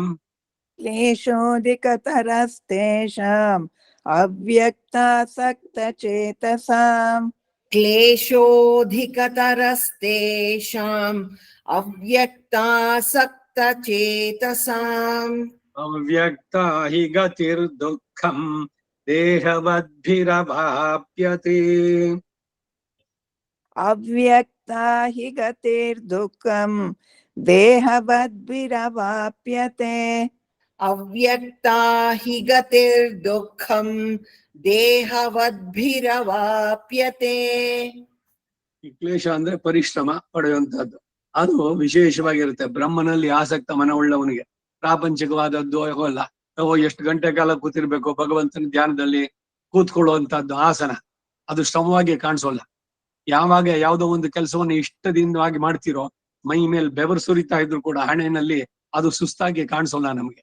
ಹಾಗೆ ಭಗವಂತನಲ್ಲಿ ವಿಶೇಷವಾದ ಮನಸ್ಸುಳ್ಳವನಿಗೆ ಪರಿಶ್ರಮ ಶ್ರಮ ಅಂತ ಅನ್ಸೋಲ್ಲ, ಅದು ವಿಶೇಷವಾಗಿರುತ್ತೆ. ಯಾಕೆ ಅಂದ್ರೆ ದೇಹಾಭಿಮಾನಿಗಳಾದವರು ಅವ್ಯಕ್ತದ ಮಾರ್ಗವನ್ನು ಅಥವಾ ಜ್ಞಾನ ಮಾರ್ಗವನ್ನ ಬಹಳ ಕಷ್ಟದಿಂದ ಪಡೆದುಕೊಳ್ತಾರೆ. ಅರ್ಥಾತ್ ದೇಹಾಭಿಮಾನ ಇರೋವರೆಗೂ ಕೂಡ ಅವನನ್ನ ಪೂರ್ಣವಾಗಿ ನೋಡೋದಕ್ಕೆ ಆಗೋದಿಲ್ಲ, ಬಹಳ ಕಷ್ಟವಾಗುತ್ತೆ. ಇದಕ್ಕಾಗೇನೆ ಹೇಳಿದ್ದು, ಮೊದಲು ಈ ದೇಹಾತ್ಮ ಭ್ರಮೆಯನ್ನು ಬಿಡು. ದೇಹವೇ ಆತ್ಮ ಅಲ್ಲ. ಈ ಆತ್ಮ ಅನ್ನೋದು ಭಗವಂತನಿಗೆ ಶರೀರ, ಅದರಿಂದ ಇವನಿಗೆ ಸ್ವಾತಂತ್ರ್ಯ ಇಲ್ಲ. ಸ್ವತಂತ್ರಾತ್ಮ ಭ್ರಮೆ ಅನ್ನೋದು ಹೋಗ್ಬೇಕು, ದೇಹಾತ್ಮ ಭ್ರಮೆ ಹೋಗ್ಬೇಕು. ಎಲ್ಲವೂ ಅವನಿಗಾಗಿಯೇ. ನಾನು ಅನ್ನುವಂತ ಆತ್ಮ, ನಾನು ಅಂತ ಏನ್ ಹೇಳ್ಕೊಳ್ತೀವೋ ಅದು ಆತ್ಮನನ್ನ ಉದ್ದೇಶ ಹೇಳಿದ್ದು, ಶರೀರ ಅಲ್ಲ. ಇದು ಅಂತ ಹೇಳ್ತಾರೆ ಅದಕ್ಕೆ ಶರೀರ. ನಂದು ಅಂತ ಕೂಡ ಹೇಳೋಲ್ಲ. ಈ ಶರೀರ ಅವನು ಕೊಟ್ಟಿದ್ದು. ಈ ಅನುಭವ, ಈ ಅರಿವು ಸದಾ ಇದ್ದು. ಈ ಆತ್ಮ ಭಗವಂತನಿಗೆ ಶರೀರ ಅಂದ್ರೆ ಇವನಿಗೆ ಸ್ವಂತವಾಗಿ ಏನು ಮಾಡ್ಲಿಕ್ಕೆ ಇಲ್ಲ. ಈಗ ಒಂದು ಆತ್ಮ ಇಲ್ಲದಂತ ಶರೀರ ಇದೆ, ಅದೇನಾದ್ರು ಮಾಡ್ಲಿಕ್ಕೆ ಸಾಧ್ಯನೋ? ಅದು ಇಲ್ಲಿದ್ದ ಅದರ ಅಳಿವು ಇರವು ಎಲ್ಲವೂ ಕೂಡ ಆ ಆತ್ಮಕ್ಕೆ ಸಂಬಂಧಿಸಿತ್ತು. ಯಾವಾಗ ಆತ್ಮ ಹೋಯ್ತೋ ಅದು ಕೊಳೆಯೋದಕ್ಕೆ ಶುರುವಾಯ್ತು. ಹೀಗೆ ಪರಮಾತ್ಮ ಇಲ್ಲದಿದ್ರೆ ಜೀವಾತ್ಮ ಶವ ಅಷ್ಟೇನೆ. ಹಾಗಾಗಿ ಜೀವಾತ್ಮನಿಗೆ ಸಪರೇಟ್ ಆಗಿ ಎಕ್ಸಿಸ್ಟೆನ್ಸು, ಅವನಿಗೆ ನನಗೆ ಸಪರೇಟ್ ಆಗಿ ವೈಯಕ್ತಿಕವಾಗಿ ನನಗೆ ಧನ್ಯವಾದಗಳು ಅಂತ ಹೇಳ್ತಾರೆ ಅಂತ ಹೇಳ್ತೀನಲ್ಲ, ಆ ತರದಲ್ಲಿ ವೈಯಕ್ತಿಕತೆ ಇಲ್ವೇ ಇಲ್ಲ. It belongs. ಏನೇ ಮಾಡೋದು ಕೂಡ ಅದು ಭಗವಂತನಿಗೆ. ಆ ರೀತಿನಲ್ಲಿ ನೋಡದೆ ಇರೋವರಿಗೆ ಇದು ಸ್ವಲ್ಪ ಕಷ್ಟವಾಗತ್ತೆ ಎಂದಾನೆ ಭಕ್ತಿ ಮಾರ್ಗ. ಪ್ರಯತ್ನ ಮಾಡಿ ಮಾಡುವಂತ. ಇವಾಗ ಕರ್ಮಯೋಗ ಧ್ಯಾನ ಯೋಗಗಳಲ್ಲಿ, ಧ್ಯಾನ ಯೋಗಕ್ಕೆ ನಿನಗೆ ಅರ್ಹತೆ ಇದ್ರು ಕೂಡ ಕರ್ಮಯೋಗವನ್ನೇ ನಡೆಸೋ. ಕರ್ಮಯೋಗ ಅಂದ್ರೆ ಏನು? ಫಲಾಸಕ್ತಿ ಬೇಡ, ರಿಸಲ್ಟ್ ಓರಿಯೆಂಟೆಡ್ ಅಲ್ಲ, ಅದು ಭಗವತ್ ಪ್ರೀತ್ಯರ್ಥವಾಗಿ ನಡೆಸುವಂತದ್ದು. ನಾಹಂಕರ್ತ ನೇದಂ ಮಮ ಕರ್ಮ ಫಲಮಪಿ ನ ಮಮ. ಈ ಅನುಸಂಧಾನ ಸಾತ್ವಿಕ ತ್ಯಾಗದೊಂದಿಗೆ ಪ್ರೀತಿಪೂರ್ವಕವಾಗಿ ಭಗವಂತನಿಗೆ ನಡೆಸುವಂತದ್ದು. ಹಾಗೆ ಮಾಡ್ತಾ ಮಾಡ್ತಾ ಬಂದ್ರೆ ಈ ಕರ್ಮದ ಬಂಧನದಿಂದ ಬಿಡಿಸ್ಕೊಳ್ಳುವಂತದ್ದಾಗತ್ತೆ. ಅಂತವನಿಗೆ ದದಾಮಿ ಬುದ್ಧಿ ಯೋಗಂ ತಮ್ ಅಂದ ಅವನು ಕೃಷ್ಣ. ಅಂತವನಿಗೆ ಆತ್ಮದ ಯಥಾರ್ಥ ಇದನ್ನ ತಿಳಿಸಿ, ಈ ಆತ್ಮ ನನಗ್ ಸೇರಿದ್ದು, ನೀನು ಅದನ್ನ ನನಗ್ ಸಮರ್ಪಿಸು ಅನ್ನೋದನ್ನೆಲ್ಲ ಮುಂದೆ ಕೇಳ್ತಾ ಬಂದ. ಹೀಗೆ ಮುಂದಿನ ಶ್ಲೋಕ. ಯೇ ತು ಸರ್ವಾಣಿ ಕರ್ಮಾಣಿ ಮಯಿ ಸನ್ಯಸ್ಯ ಮತ್ಪರಾಹ ಅನನ್ಯೇನ ಏವ ಯೋಗೇನ ಮಾಂ ಧ್ಯಾಯಂತಹ ಉಪಾಸತೆ. ಯೇ ತು ಸರ್ವಾಣಿ ಕರ್ಮಾಣಿ ಮಯಿ ಸನ್ಯಸ್ಯ ಮತ್ಪರಾಹ. ये तु सर्वाणि कर्माणि मयि सन्न्यस्य मत्पराः. ये तु सर्वाणि कर्माणि मयि सन्न्यस्य मत्पराः ಅನನ್ಯೇನೈವ ಯೋಗೇನ ಮಾಂ ಧ್ಯಾಯಂತ ಉಪಾಸತೆ. अनन्येनैव योगेन मां ध्यायन्त उपासते. अनन्येनैव योगेन मां ध्यायन्त उपासते. ಆದ್ರೆ ಯಾರು ನನ್ನ ಪರಾಯಣರಾದಂತ ಭಕ್ತರು, ಪಾರಾಯಣ ಅನ್ನೋ ಪದ ಏನು ಅಂತಂದ್ರೆ ಅದರಲ್ಲಿ ಬೇರೆ ಯಾವ ಮನಸ್ಸು ಒಂದು ಚೂರು ಆ ಕಡೆ ಹೋಗ್ಬಾರ್ದು, ಅದರಲ್ಲಿ ತಲ್ಲೀನರಾಗ್ಬೇಕು. ಯಾವ ಸ್ತೋತ್ರವನ್ನು ಓದ್ತಿರೋ ಅಥವಾ ಯಾವ ಪಾರಾಯಣ ಮಾಡ್ತಿರೋ, ಭಗವದ್ಗೀತನೋ ಭಾಗವತವನ್ನೋ ಪ್ರತಿಯೊಂದು. ಅದು ಹೇಳ್ಬೇಕಾದ್ರೆ ಮನಸ್ಸು ಇನ್ನೆಲ್ಲೂ ಹೋಗ್ಬಾರದು. ಅದರಲ್ಲಿ ತನ್ಮಯತೆ, ಪರಾಯಣ, ಅದು ಆ ಪರಾಯಣರಾಗಿದ್ರೆ ಅದಕ್ಕೆ ಪಾರಾಯಣ ಅಂತ ಹೆಸರು. ನಿತ್ಯ ಪಾರಾಯಣ, ಈಗ ನವರಾತ್ರಿ ಸಮಯದಲ್ಲಿ ಮಾಡುವಂತ ನವಾಹ ಪಾರಾಯಣ, ಈಗ ತಾನೇ ಮುಗಿದಿದ್ದು ಇದರಲ್ಲಿ ಚೈತ್ರ ಪ್ರಥಮೆ ಶುರು ಮಾಡಿ ನವಮಿ ದಿವಸ ಮಾಡೋ 9 ದಿವಸದ್ದು ವರ್ಷದಲ್ಲಿ ಪಾರಾಯಣ ಅನ್ನೋ ಪದ ಹೇಗ್ ಬಂತು ಅಂದ್ರೆ, ಇದು ನನ್ನಲ್ಲೇ ಪರಾಯಣರಾದವರು ಅಂದ್ರೆ ನನ್ನನ್ನು ಬಿಟ್ಟು ಬೇರೆ ಏನನ್ನು ಇದ್ ಮಾಡೋಲ್ಲ ಆ ಧ್ಯಾನದ ಸಮಯದಲ್ಲಿ ಇದ್ರಲ್ಲಿ. ಹಾಗೆ ಜೊತೆಗೆ ನನ್ನ ಇದು ಅವ್ರು ಮಾಡುವಂತ ಎಲ್ಲ ಕರ್ಮಗಳನ್ನ ನನಗೆ ಸಮರ್ಪಿಸಿ ಸಗುಣರೂಪಿಯಾದಂತ ನನ್ನನ್ನೇ ಅವರು ಅನನ್ಯ ಭಾವದಿಂದ ಭಕ್ತಿ ಯೋಗದ ಮೂಲಕ ನಿರಂತರ ಚಿಂತನೆ ಮಾಡುತ್ತಾ ಅವರು ಸ್ಮರಿಸ್ತಾರೋ ಅಂತವರಿಗೆ ಮುಂದೆ ಕಂಟಿನ್ಯೂ ಆಗೋದು ಅದು. ತೇಷಾಂ ಅಹಂ ಸಮುದ್ಭರ್ತ ಮೃತ್ಯು ಸಂಸಾರ ಸಾಗರಾತ್ ಭವಾಮಿ ನಚಿರಾತ್ ಪಾರ್ಥ ಮಯಿ ಆವೇಶಿತ ಚೇತಸಾಂ. ತೇಷಾಂ ಅಹಂ ಸಮುದ್ಭರ್ತ ಮೃತ್ಯು ಸಂಸಾರ. ಇಲ್ಲ ಹೇಳಿ. ಆಯ್ತಲ್ವಾ? ಇನ್ನು ಶ್ಲೋಕ ಆಯ್ತಲ್ಲ? ಆಯ್ತಾಯ್ತು. ಹಾ. ತೇಷಾಮಹಂ ಸಮುದ್ಧರ್ತ ಮೃತ್ಯು ಸಂಸಾರ ಸಾಗರಾತ್. ತೇಷಾಮಹಂ ಸಮುದ್ಧರ್ತ ಮೃತ್ಯು ಸಂಸಾರ ಸಾಗರಾತ್. ತೇಷಾಂ ಅಹಂ ಸಮುದ್ಧರ್ತ ಮೃತ್ಯು ಸಂಸಾರ ಸಾಗರಾತ್. ಭವಾಮಿ ನ ಚಿರಾತ್ ಪಾರ್ಥ ಮಯ್ಯಾವೇಶಿತ ಚೇತಸಾಂ. ಭವಾಮಿ ನ ಚಿರಾತ್ ಪಾರ್ಥ ಮಯ್ಯಾವೇಶಿತ ಚೇತಸಾಂ. ಭವಾಮಿ ನ ಚಿರಾತ್ ಪಾರ್ಥ ಮಯ್ಯಾವೇಶಿತ ಚೇತಸಾಂ. ಅರ್ಜುನ, ನನ್ನಲ್ಲಿಯೇ ಮನಸ್ಸನ್ನ ಲೀನಗೊಳಿಸುವಂತಹ ಆ ಪ್ರೇಮಿ ಭಕ್ತರು, ಈಗ ಕನಸಲು ನೀನೆ, ಮನಸ್ಸಲು ನೀನೆ, ಎಲ್ಲದರಲ್ಲೂ ನೀನೆ, ಯುವಕ ಯುವತಿಯರ ಈ ಯುಗಳ ಗೀತೆಗಳು. ಅದ್ರಲ್ಲಿ ಹೇಳ್ಬೇಕಾದ್ರೆ ಏನು, ನನ್ನ ಸರ್ವಸ್ವವು ನೀನೆ, ಕಣ್ಮುಚ್ಕೊಂಡ್ರು ನೀನೇ ಕಾಣ್ತೀಯ, ಕಣ್ಬಿಟ್ರು ನೀನೇ ಕಾಣ್ತೀಯ, ಎಲ್ಲೆಲ್ಲಿ ನಿನ್ನ ನೆನಪನ್ನ ಒಂದು ಕ್ಷಣ ನಾನ್ ಬಿಡೋದಿಲ್ಲ. ಇವರ ವಿರಹ ಗೀತೆ ಅದು ಇದ್ರಲ್ಲೆಲ್ಲ ಆ ಅಂತಹ ವಿರಹ ಇರುವಂತ ಭಗವಂತನಲ್ಲಿ ಬಂದ್ಬಿಟ್ರೆ ಇವನು ಉದ್ಧಾರ ಆಗ್ಬಿಡ್ತಾನೆ. ಯುವಕ ಯುವತಿಯರಲ್ಲಿ ಪರಸ್ಪರ ಏನು ಬರುತ್ತೋ ಆ ಭಾವ, ಅದು ಭಗವಂತನಲ್ಲಿಯೂ ನಮಗೂ ಬರಬೇಕು. ಅದನ್ನ ಇಲ್ಲಿಗೆ ಅನ್ವಯ ಮಾಡ್ಕೊಳ್ಬೇಕು. ಆ ರೀತಿ ಮಾಡಿದವಂತಹ ಭಕ್ತರನ್ನ ನಾನು ಶೀಘ್ರವಾಗಿಯೇ ಮೃತ್ಯು ರೂಪಿಯಾದಂತಹ ಈ ಸಂಸಾರ ಸಮುದ್ರದಿಂದ ಪಾರು ಮಾಡಿ ನಾನು ಉದ್ಧಾರ ಮಾಡ್ತೇನೆ. ಇಲ್ದಿದ್ರೆ ಮತ್ತೆ ಮತ್ತೆ ಹುಟ್ಟು, ಮತ್ತೆ ಸಾವು. ಇಲ್ಲಿ ಒಳ್ಳೆ ಕೆಲಸ ಮಾಡಿದ್ರು ಉತ್ತಮ ಲೋಕಗಳು, ಕೆಟ್ಟ ಕೆಲಸ ಮಾಡಿದ್ರು ನರಕದಲ್ಲಿ ಶಿಕ್ಷೆ. ಎರಡು ಮುಗಿಸ್ಕೊಂಡ್ ಮತ್ತೆ ವಾಪಸ್ ಬನ್ನಿ, ಮತ್ತೆ ಇದ್ರಲ್ಲೇನೆ ತನ್ಮಯತೆ, ಹೆಂಡತಿ ಮಕ್ಕಳು, ಆಸ್ತಿ, ದುಡ್ಡು, ಬಾಯಿ ಗುಹ್ಯ ಚಾಪಲ್ಯ, ಜಿಹ್ವಾ ಚಾಪಲ್ಯ, ಇವುಗಳಲ್ಲೇನೆ ಮುಗಿಸಿ ಶರೀರ ಬಿಟ್ಟ ಮೇಲೆ ಯಮ ಹೇಳಿದ ಅದಕ್ಕೆ ನಚಿಕೇತನಿಗೆ ಪುನಃ ಪುನಃ ವಶಮಾಪದ್ಯತೆ ಮೇ ಬರ್ತಾರೆ ನನ್ನಲ್ಲಿಗೆ, ಮತ್ ಬರ್ತಾರೆ. ಒಂದೊಂದು ಸಲಿನೂ ಹೀಗೆ ಸುತ್ತೋದು. ಆ ಗರ್ಭದಲ್ಲಿದ್ದಾಗ ಇವ್ರ ಜ್ಞಾನ ಎಷ್ಟು ಜನ್ಮಗಳಾಗೋಯ್ತು, ಅಯ್ಯೋ ನಾನ್ ಎಷ್ಟು ಹಾಳು ಮಾಡ್ಕೊಂಡೆ, ಎಷ್ಟು ಜನ್ಮ ಆಯ್ತು ನಂದು ಅಂತ. ಈ ಸಲಿ ಬಂದಾಗ ಸರಿಯಾಗ್ಬಿಡ್ಬೇಕು ಅಂತ. ಆದ್ರೇನು, ಇವರ ಕರ್ಮದ ಪ್ರಕಾರ ಬಂದಿದ ತಕ್ಷಣ ಶಠ ಅನ್ನುವ ಮಾಯೆ ಅವರನ್ನ ಆವರಿಸುತ್ತೆ. ಶರೀರವೇ ನಾನು ಅನ್ನೋ ಭ್ರಮೆನಲ್ಲೇ ಇರ್ತಾರೆ. ಮತ್ತೆ ಇದೇ ರೌಂಡ್ ಸೇಮ್ ಥಿಂಗ್ ಸುತ್ತಾ ಇರೋದು. ಒಂದ್ಸಲಿ ಚಕ್ರವತ್ ಪರಿಭ್ರಮಣ ಸುತ್ತಾ ಇರೋದು. ಹಾಗೆ ಆ ರೀತಿಯ ಮೃತ್ಯು ರೂಪಿಯಾದಂತ ಈ ಸಂಸಾರ ಸಾಗರದಿಂದ ನಾನವರನ್ನ ಪಾರು ಮಾಡಿ ಉದ್ಧಾರ ಮಾಡ್ತೇನೆ. ಯಾರು ನನ್ನಲ್ಲಿಯೇ ಪರಾಯಣರಾಗಿ, ನನ್ನಲ್ಲಿಯೇ ಪೂರ್ಣವಾದ ಮನಸ್ಸನ್ನಿಟ್ಟು ಮಾಡೋ ಕೆಲಸವೆಲ್ಲ ನನಗಾಗಿಯೇ ಮಾಡಿ, ಈ ದ್ವೇಷ, ಅಸೂಯೆ, ಪ್ರತಿಕ್ರಿಯೆ ನನ್ ಬಿಟ್ರಿಲ್ಲ, ಈ ಆತ್ಮ ಪ್ರಶಂಸೆ, ಪರನಿಂದೆ ಇವೆಲ್ಲವನ್ನು ಬಿಟ್ಟು ಸರ್ವಭೂತಗಳಲ್ಲೂ ದಯೆ ಇದನ್ನ ಬೆಳೆಸ್ಕೊಳ್ತಾರೋ, ಎಲ್ಲರಲ್ಲೂ ಭಗವಂತನೇ ಕಾಣುವಂತಹ ಮನೋದೃಷ್ಟಿ ಅದನ್ನ ಬೆಳೆಸ್ಕೊಳ್ತಾರೋ ಅಂತವರನ್ನ ನಾನು ಹೀಗೆ ಉದ್ಧಾರ ಮಾಡ್ತೀನಿ ಅಂತಾನೆ ಕೃಷ್ಣ. ಮುಂದಿನ ಶ್ಲೋಕ. ಮಯಿ ಏವ ಮನ ಆಧತ್ಸ್ವ ಮಯಿ ಬುದ್ಧಿಂ ನಿವೇಶಯ. ಇವತ್ ಬೆಳಗ್ಗೆ ಇಷ್ಟಿ ಇತ್ತು, ಇದರಲ್ಲಿ ಆ ಬ್ರಹ್ಮನನ್ನು ಕೂರಿಸ್ಬಿಟ್ಟು ಈ ಇಧ್ವಂ ಆಧಾಸ್ಯೆ ಅಂದ್ರೆ ಆಧತ್ಸ್ವ ಅಂತ ಕೂತ್ಕೊಂಡು ಅವನು ಹೇಳಬೇಕು. ಆಧತ್ಸ್ವ ಅಂದ್ರೆ ಸಮರ್ಪಣೆ ಮಾಡು ಅಂತ ಅಲ್ಲಿ ಇಲ್ಲಿ ಮನಃ ಆದತ್ಸ್ವ ಅಂದ್ರೆ ನನ್ನ ಮನಸ್ಸನ್ನ ನಾನು ನಿನಗೆ ಸಮರ್ಪಣೆ ಮಾಡ್ತಾ ಇದ್ದೇನೆ ಅಂತ ಆಗ್ಬೇಕು. ಮೈ ಬುದ್ಧಿಂ ನಿವೇಶಿಯ, ನನ್ನಲ್ಲೇ ನಿನ್ನ ಬುದ್ಧಿಯನ್ನು ನಿವೇಶನೆ ಮಾಡೋ ಕೆಲಸಗಳೆಲ್ಲ ಮಾಡ್ತಾ ಬಾ. ಶರೀರ ಪಡೆದಿದ್ದೀಯಾ, ಯಾವ ಇದೋ ನಿನ್ನ ಕರ್ಮಯುತವಾಗಿ, ಆದ್ರೆ ನಿನ್ನ ಮನಸ್ಸು ಆ ಕೆಲಸಗಳು ಏನಿದೆಯೋ ಅದನ್ನೆಲ್ಲ ನಡೆಸು. ಅದೇ ಸ್ವಧರ್ಮೇ ನಿಧನಂಶಯ್ಯ. ಪುರುಷನೋ ಸ್ತ್ರೀನೋ, ಬ್ರಹ್ಮಚಾರಿಯೋ ಗೃಹಸ್ಥನೋ ಸನ್ಯಾಸಿಯೋ, ಅವರವರ ವರ್ಣ ಆಶ್ರಮ ಧರ್ಮಗಳು ಎಲ್ಲವನ್ನ ಭಗವಂತನ ಆಜ್ಞಾರೂಪವಾಗಿ ಅದನ್ನ ನಡೆಸ್ಬೇಕು. ಆದ್ರೆ ಮನಸ್ಸು ನನ್ನಲ್ಲಿರ್ಬೇಕು ಸದಾ.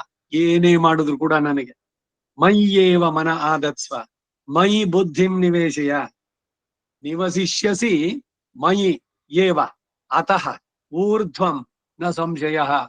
ನನ್ನಲ್ಲೇ ಈ ರೀತಿ ಇಟ್ರೆ ಖಂಡಿತ ನಿನ್ ಸಂದೇಹನೇ ಬೇಡ, ನಾನ್ ಸಿಗ್ತೀನೋ ಇಲ್ವೋ ಅಂತಲ್ಲ, ನನ್ನಲ್ಲೇ ಮನಸ್ಸನ್ನ ಇಡು, ಖಂಡಿತ ನನ್ನನ್ನು ಪಡಿತೀಯಾ ಅನ್ನೋದನ್ನ ಹೇಳ್ತಾ ಇದ್ದಾನೆ. ಮಯ್ಯೇವ ಮನ ಆಧತ್ಸ್ವ ಮಯಿ ಬುದ್ಧಿಂ ನಿವೇಶಯ.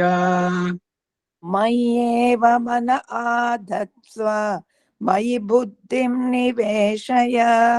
ಮಯ್ಯೇವ ಮನ ಆಧತ್ಸ್ವ ಮಯಿ ಬುದ್ಧಿಂ ನಿವೇಶಯ. ನಿವಸಿಷ್ಯಸಿ ಮಯ್ಯೇವ ಅತ ಊರ್ಧ್ವಂ ನ ಸಂಶಯಃ. ನಿವಸಿಷ್ಯಸಿ ಮಯ್ಯೇವ ಅತ ಊರ್ಧ್ವಂ ನ ಸಂಶಯಃ. ನಿವಸಿಷ್ಯಸಿ ಮಯ್ಯೇವ ಅತ ಊರ್ಧ್ವಂ ನ ಸಂಶಯಃ. ನನ್ನಲ್ಲಿಯೇ ಮನಸ್ಸನ್ನ ಕೇಂದ್ರೀಕರಿಸು ಮತ್ತು ಬುದ್ಧಿಯನ್ನ ನನ್ನಲ್ಲಿಯೇ ತಲ್ಲೀನಗೊಳಿಸು, ತನ್ಮಯನಾಗು. ಇಂತಹ ಇದರ ನಂತರ ನನ್ನಲ್ಲಿಯೇ ನೀನು ನಿವಾಸ ಮಾಡ್ತೀಯ, ಅಂದ್ರೆ ನನ್ನನ್ನೇ ನೀನು ಪಡಿತೀಯ. ಇದರಲ್ಲಿ ಸ್ವಲ್ಪವೂ ಸಹ ಸಂಶಯ ಅನ್ನೋದೇ ಇಲ್ಲ. ಖಂಡಿತ ಸಂದೇಹ ಬೇಡ ನಿನಗೆ, ಡೌಟೇ ಇಲ್ಲ. ಯಾವಾಗ ಪೂರ್ಣವಾಗಿ ನನ್ನಲ್ಲೇ ತಲ್ಲೀನತೆ ನಿನಗೆ ಬರುತ್ತೋ, ಮಾಡೋ ಕೆಲಸವೆಲ್ಲ ಕೃಷ್ಣಾರ್ಪಣ ಅಂತ ಹೇಳಿ ಏನೇ ಮಾಡು ಎಲ್ಲ ಸದಾ ಅವನ ನೆನಪು, ಅವನನ್ನು ಮರಿಬಾರದು. ಉನ್ನೈ ಮರಂದರಿ ಏನಂತಾರೆ ಆಳ್ವಾರ್, ಅಂದ್ರ ನಾ ಪಿರಂದಿಲೇನ್ ಪಿರಂದ ಪಿನ್ ಮರಂದಿಲೇನ್ ನಿರಂತರಂ ನಿನೈಪ್ಪದಾಹ ನೀ ನಿನೈಕ್ಕ ವೇಂಡುಮೇ. ಭಗವಂತ ನಿರಂತರವಾಗಿ ನಿನ್ನನ್ನು ನೆನೆಸ್ಕೊಳ್ಳಂಗೆ ನೀನ್ ಸಂಕಲ್ಪ ಮಾಡೋ. ಯಾಕೆಂದ್ರೆ ನಾನಲ್ಲ ಮಾಡೋದು ಸಂಕಲ್ಪ, ಯಾಕೆಂದ್ರೆ ನನ್ನನ್ನ ನಾನು ನಿನ್ಗೆ ಒಪ್ಪಿಸ್ಬಿಟ್ಟಿದ್ದೇನೆ. ಇದು ಶರಣಾಗತಿ ಮಾಡ್ಕೊಂಡವನು ಹೇಳೋ ಮಾತು. ಯಾವಾಗ ನಾನು ನನ್ನನ್ನ ನಿನಗೆ ಸಮರ್ಪಿಸಿಕೊಂಡೆನೋ ಆ ಕ್ಷಣದಿಂದ ನಾನು ನನ್ನವನಾಗಿ ಉಳಿಲಿಲ್ಲ. ಅಹಂ ನಾರಾಯಣಾಯ ಭವೇಯ ನ ಮಮಸ್ಯ.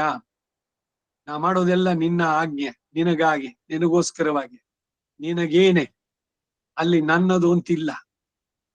ಹೀಗೆ ಮಾಡಿದವನಿಗೆ ಖಂಡಿತ ನಾನು ಪಡೆಯುತ್ತೇನೆ, ಸಿಗ್ತೀನಿ ನಾನು ಅಂತವನಿಗೆ ಅನ್ನೋದನ್ನು ಹೇಳ್ತಾನೆ. ಮುಂದಕ್ಕೆ 9ನೇ ಶ್ಲೋಕ. ಅತಃ ಚಿತ್ತಂ ಸಮಾಧಾತುಂ ನ ಶಕ್ನೋಷಿ ಮಯಿ ಸ್ಥಿರಂ ಅಭ್ಯಾಸ ಯೋಗೇನ ತತಃ ಮಾಂ ಇಚ್ಛ ಆಪ್ತುಂ ಧನಂಜಯ.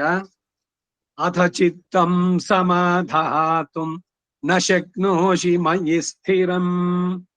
ಅಥ ಚಿತ್ತಂ ಸಮಾಧಾತುಂ ನ ಶಕ್ನೋಷಿ ಮಯಿ ಸ್ಥಿರಂ. ಅಥ ಚಿತ್ತಂ ಸಮಾಧಾತುಂ ನ ಶಕ್ನೋಷಿ ಮಯಿ ಸ್ಥಿರಂ. ಅಭ್ಯಾಸ ಯೋಗೇನ ತತೋ ಮಾಮಿಚ್ಛಾಪ್ತುಂ ಧನಂಜಯ. ಅಭ್ಯಾಸ ಯೋಗೇನ ತತೋ ಮಾಮಿಚ್ಛಾಪ್ತುಂ ಧನಂಜಯ. ಅಭ್ಯಾಸ ಯೋಗೇನ ತತೋ ಮಾಮಿಚ್ಛಾಪ್ತುಂ ಧನಂಜಯ. ಒಂದು ವೇಳೆ ನೀನು ಮನಸ್ಸನ್ನು ನನ್ನಲ್ಲಿ ಸ್ಥಿರವಾಗಿ ನೆಲೆಗೊಳಿಸಲು ಅಸಮರ್ಥನಾದ್ರೆ, ಖಂಡಿತ ಎಲ್ಲರ ಸ್ಥಿತಿನೂ ಇದ್ದೇನೆ, ಯಾರಿಗೆ ಪೂರ್ಣವಾಗಿ ಅವನಲ್ಲಿಯೇ ತಲ್ಲೀನತೆ ಬರೋದಕ್ಕೆ ಸಾಧ್ಯನೋ ಆ ಮಟ್ಟಕ್ಕೆ ಇರೋದಾದ್ರೆ ಆಳ್ವಾರಗಳ ಮಟ್ಟಕ್ಕೆ ಹೋದಂತ ಶುಕ ಮುನಿದ ಆಳ್ವಾರ್ ಇವುಲಹೇ ಅಂತಾರ. ಅವರು ಶುಕ ಮುನಿಗಳಾಗ್ಬಿಡುತ್ತಾರೆ ಇಲ್ಲಿ. ಶುಕ ಮುನಿಗಳೇನಾಗಿದ್ರು ಏನ್, ಅವ್ರಿಗೆ ಮರ ಗಿಡ ಪುರುಷ ಸ್ತ್ರೀ ಯಾರು ಕಾಣಿಸ್ತಾ ಇರಲಿಲ್ಲ, ನಾಯಿ ಇನ್ನೊಂದು ಅಂತ ಪ್ರತಿ ಕಡೆನೂ ಬರೀ ವಿಷ್ಣುನೇ ಕಾಣ್ತಾ ಇದ್ರು. ಕೃಷ್ಣೇ ತಿಷ್ಠತಿ ಸರ್ವಮೇತದ ಕಿಲಂ ಹೇ ಕೃಷ್ಣ ರಕ್ಷಸ್ವ ಮಾಂ. ಮುಕುಂದ ಬಾಲೆ ಅದ್ರಲ್ಲಿ ಹೇಳ್ಬೇಕಾರೆ ಕೃಷ್ಣನೇ ಎಲ್ಲ ಕಡೆನಲ್ಲೂ ಕಾಣಿಸ್ತಾ ಇದ್ದಾನೆ. ಆ ಮಟ್ಟಕ್ಕೆ ತಲ್ಲೀನತೆ ಬರಬೇಕು. ಒಂದ್ ವೇಳೆ ಅದು ನಿನ್ಗೆ ಸಾಧ್ಯವಾಗದೇ ಇದ್ರೆ ಹೇ ಅರ್ಜುನ, ಅಭ್ಯಾಸ ರೂಪಿ ಯೋಗದ ಮೂಲಕ ನನ್ನನ್ನು ಸೇರಲು ನೀನು ಪ್ರಯತ್ನ ಮಾಡು. ಯೋಗವನ್ನು ಮಾಡ್ಬೇಕು ಎಲ್ರು ಅನ್ನೋದು ಅದಕ್ಕೇನೆ. ಯೋಗ ಚಿತ್ತವೃತ್ತಿ ನಿರೋಧ. ಮನಸ್ಸಿನ ಚಂಚಲತೆಯನ್ನು ಬಿಡಿಸೋದಕ್ಕೆ ಯೋಗ ಬೇಕು. ಫಿಸಿಕಲ್ ಆಗಿ ಮಾಡೋದು ಈಗಿನ ಯೋಗಗಳೆಲ್ಲ 99% ಎಲ್ರು ಕೂಡ ಅಷ್ಟೇ. ಯೋಗವನ್ನು ಮಾಡೋದು ಏನು ಅಂದ್ರೆ ಶರೀರ ಚೆನ್ನಾಗಿ ಇಟ್ಕೊಳ್ಬೇಕು, ಜಾಯಿಂಟ್ಸ್ಗಳು ಫ್ರೀ ಆಗಿರ್ಬೇಕು, ಆ ನೋವು ಈ ನೋವು ಬರಬಾರದು, ಶರೀರ ಸ್ಥಿರವಾಗಿ. ಖಂಡಿತ ಅವಶ್ಯಕ, ಇದಿಲ್ಲ ಅಂತಲ್ಲ, ಅಲ್ಲಿಂದ ಇನ್ನು ಮುಂದಕ್ಕೆ ಹೋಗ್ಬೇಕು. ಶರೀರ ಚೆನ್ನಾಗಿ ಇಟ್ಕೊಂಡಾಗ ಏನು, ಸ್ಥಿರೈಹಿ ಅಂಗೈ ತುಷ್ಟುವಾಗಂ ಸಹ. ಅದಾದ್ಮೇಲೆ ಏನು, ವ್ಯಶೇಮ ದೇವಹಿತಂ ಯದ ಆಯುಹು. ಆಯಸ್ಸಿರೋ ತನಕ ಅವನ ಚಿಂತನೆಯನ್ನು ಮುಂದುವರಿಸೋಣ. ಅದಕ್ಕಾಗಿ ಏನು ಅಂದ್ರೆ ಮನಸ್ಸು ಬೇರೆಯ ವಿಷಯಗಳಲ್ಲಿ ಚಲಿಸದಂತೆ ಅವನಲ್ಲಿ ಕೇಂದ್ರೀಕರಿಸೋ ಅಭ್ಯಾಸ ಮಾಡು. ಯೋಗದಿಂದ ಯೋಗವನ್ನು ಮಾಡಬೇಕು ನಿಯತವಾಗಿ, ಡಿಸಿಪ್ಲಿನ್ ಲೈಫ್ ನಲ್ಲಿ. ಪ್ರತಿದಿನ ಬೆಳಗ್ಗೆ ಇಷ್ಟೊತ್ತಿಗೆ ಸ್ನಾನ ಮಾಡಿ ಆಮೇಲೆ ಜಪ ಕೂತ್ಕೊಂಡ್ರೆ ಪ್ರತಿದಿನ ನಡ್ಸೋಂಥದ್ದು. ಯಾವತ್ತ ಒಂದ್ ದಿವಸ ಮಾಡೋದು, ಇಲ್ಲ ಬೆಳಗಾದ ತಕ್ಷಣ ಮಾಡೋದು, ಇಲ್ಲ ಆಮೇಲೆ ಇನ್ನೇನೋ ಮಾಡೋದು, ಇಲ್ದರೆ ಬಿಟ್ಟೆ ಬಿಡೋದು, ಇದಲ್ಲ. ನಿಯತವಾಗಿ ನಿಯತಂ ಕುರು ಕರ್ಮತ್ವ, ಎಲ್ಲ ಪ್ರಾಕ್ಟಿಕಲ್ ವೇ ಆಫ್ ನಡ್ಸೋಂಥದ್ದನ್ನು. ಸುಮ್ನೆ ಬರೀ ಏನೋ ಹೇಳೋದು ಅಂತಲ್ಲ. ಪುರಾಣ ಏನೋ ಒಂದಿಷ್ಟು ಹೇಳಿದ್ದು ಕೆನ್ನೆ ತಟ್ಕೊಂಡು ಪುಣ್ಯ ಬಂತು ಅಂತಲ್ಲ. ಯು ಶುಡ್ ಸ್ಟಾರ್ಟ್ ಪ್ರಾಕ್ಟಿಸಿಂಗ್ ಒಂದೊಂದಾಗಿ. ಕೋಪವನ್ನು ನಿಗ್ರಹಿಸಿ. ಕೋಪವೆಂಬುದು ಅನರ್ಥ ಸಾಧನ. ಇಂದ್ರಿಯಗಳ ನಿಗ್ರಹ ಬೇಕು. ಏನನ್ನೋ ಬಯಸುತ್ತೆ ಮನಸ್ಸು, ಅದನ್ನು ಕೊಡಬೇಡಿ ಅದಕ್ಕೆ. Control your mind, control your tongue. ಇವೆಲ್ಲ ಅಧ್ಯಾತ್ಮದ ಸಾಧನೆಗೆ ಒಂದೊಂದು ಮೆಟ್ಲುಗಳು. ಆಮೇಲೆ ಬೇರೆ ವಿಷಯಗಳ ಯಾವಾಗ ನಿಮಗೆ ಆಸಕ್ತಿಯನ್ನು ಕಳ್ಕೊಳ್ತೀರಿ, ಭಗವಂತನ ಕಡೆಗೆ ಕಾನ್ಸಂಟ್ರೇಟ್ ಮಾಡೋದಕ್ಕೆ ಸಾಧ್ಯವಾಗುತ್ತೆ. ಅದಕ್ಕಾಗಿ ಮೌನವಾಗಿರಿ. ಪ್ರತಿದಿನ 1 ಗಂಟೆ ಮೌನ ಆಚರಿಸಿ. ಯಾವ್ದಾದ್ರು ಒಂದು ಟೈಮ್ ನಿಯತವಾಗಿ. ಮೊಬೈಲ್ ಎತ್ಬೇಡಿ ಆ ಟೈಮ್ನಲ್ಲಿ, ಬೇರೆಯವ್ರ ಹತ್ರ ಮಾತಾಡ್ಬೇಡಿ. ಏನೇನೋ ಮಾಡ್ತೀರಿ, ಇದೆಲ್ಲ ಮನುಷ್ಯನಾಗಿರೋದಕ್ಕೆ ಬಿಡೋಲ್ಲ. ಇಲ್ಲ, ನೀವು ಈ ಪ್ರಾಪಂಚಿಕವಾದ ವಿಷಯದಿಂದ ಬಿಟ್ಟು ಉದ್ಧಾರ ಆಗ್ಬೇಕು ಅಂತಂದ್ರೆ ನಿಮ್ ಉದ್ಧಾರಕ್ಕೆ ಯೋಚನೆ ಮಾಡಿ. ಪತಿಗಾಗಿ ಎಲ್ಲವನ್ನೂ ಮಾಡಿದೆ, ಮಕ್ಕಳಿಗಾಗಿ ಎಲ್ಲವನ್ನೂ ಮಾಡಿದೆ, ಮೊಮ್ಮಕ್ಕಳಿಗಾಗಿ ಮಾಡಿದೆ, ನಿಮ್ಗಾಗಿ ಏನ್ ಮಾಡ್ಕೊಂಡ್ರಿ? ನಿಮ್ ಉದ್ಧಾರ ಎಲ್ಲಿ? ಎದ್ದೆದ್ದು ಬೀಳುತ್ತಿಹೆ, ಗುದ್ದಾಡಿ ಸೋಳುತ್ತಿಹೆ, ಗದ್ದಲವ ಮಾಡಿ ಪ್ರಸಿದ್ಧನಾಗುತ್ತಿಹೆ, ಉದ್ಧರಿಸುವನು ಜಗ ಎನ್ನುವ ಸಖನೆ, ನಿನ್ ಉದ್ಧಾರ ಎಷ್ಟಾಯ್ತು ಅಂತಾರೆ ಮಂದುಕೃತ್ಯಮನ ಕಗ್ಗದಲ್ಲಿ. ಬೇರೆ ವಿಷಯಗಳಲ್ಲಿ ಆದಷ್ಟು ಎಲ್ಲ ಬಿಟ್ಕೊಂಡು ಬರಬೇಕು, ಮೌನದಿಂದಿದ್ದು. ಭಗವಂತನ ಜೊತೆಗೆ ಸಂಬಂಧ ಹೆಚ್ಚಿಸ್ಕೋಬೇಕಾದ್ರೆ ಇದನ್ನು ಬಿಡಬೇಕು. 2 ದೋಣಿನಲ್ಲಿ ಕಾಲಿಟ್ಟು ನಡ್ಸೋಕ್ಕಾಗಲ್ಲ. ಇದು ಸ್ವಲ್ಪ ಇರ್ಲಿ, ಸಂಸಾರನೂ ಇರ್ಲಿ, ಹೊರಗಡೆನೂ ಸುತ್ತೀವಿ, ಮಾಲ್ಗೂ ಹೋಗ್ತೀನಿ, ಫಸ್ಟ್ ಸಿನಿಮಾ ಫಸ್ಟ್ ರಿಲೀಸು ಅದನ್ನು ನೋಡ್ತೀನಿ. ಅದು ಏನ್ ನೋಡ್ಬಿಟ್ಟು ಏನ್ ಸಿಗತ್ತೆ? ನಮ್ಗೆಲ್ಲ ಇವಾಗ ಬಹಳ ತಮಾಷೆ ಕಾಣಿಸುತ್ತೆ ಅದು. ಅಯ್ಯೋ ನಾನೇನೋ ಕಳ್ಕೊಂಡ್ಬಿಟ್ಟೆ, ನೋಡ್ಲಿಲ್ಲ, ಓದ್ ಬಹಳ ಚೆನ್ನಾಗಿತ್ತು, ಫಸ್ಟ್ ರಿಲೀಸು. ಏನು ಕಳ್ಕೊಳ್ಳಿಲ್ಲ ನನ್ನ ಆತ್ಮದ ಉದ್ಧಾರಕ್ಕೆ ಏನಾದ್ರು ಅದ್ರಲ್ಲಿ ಇತ್ತ?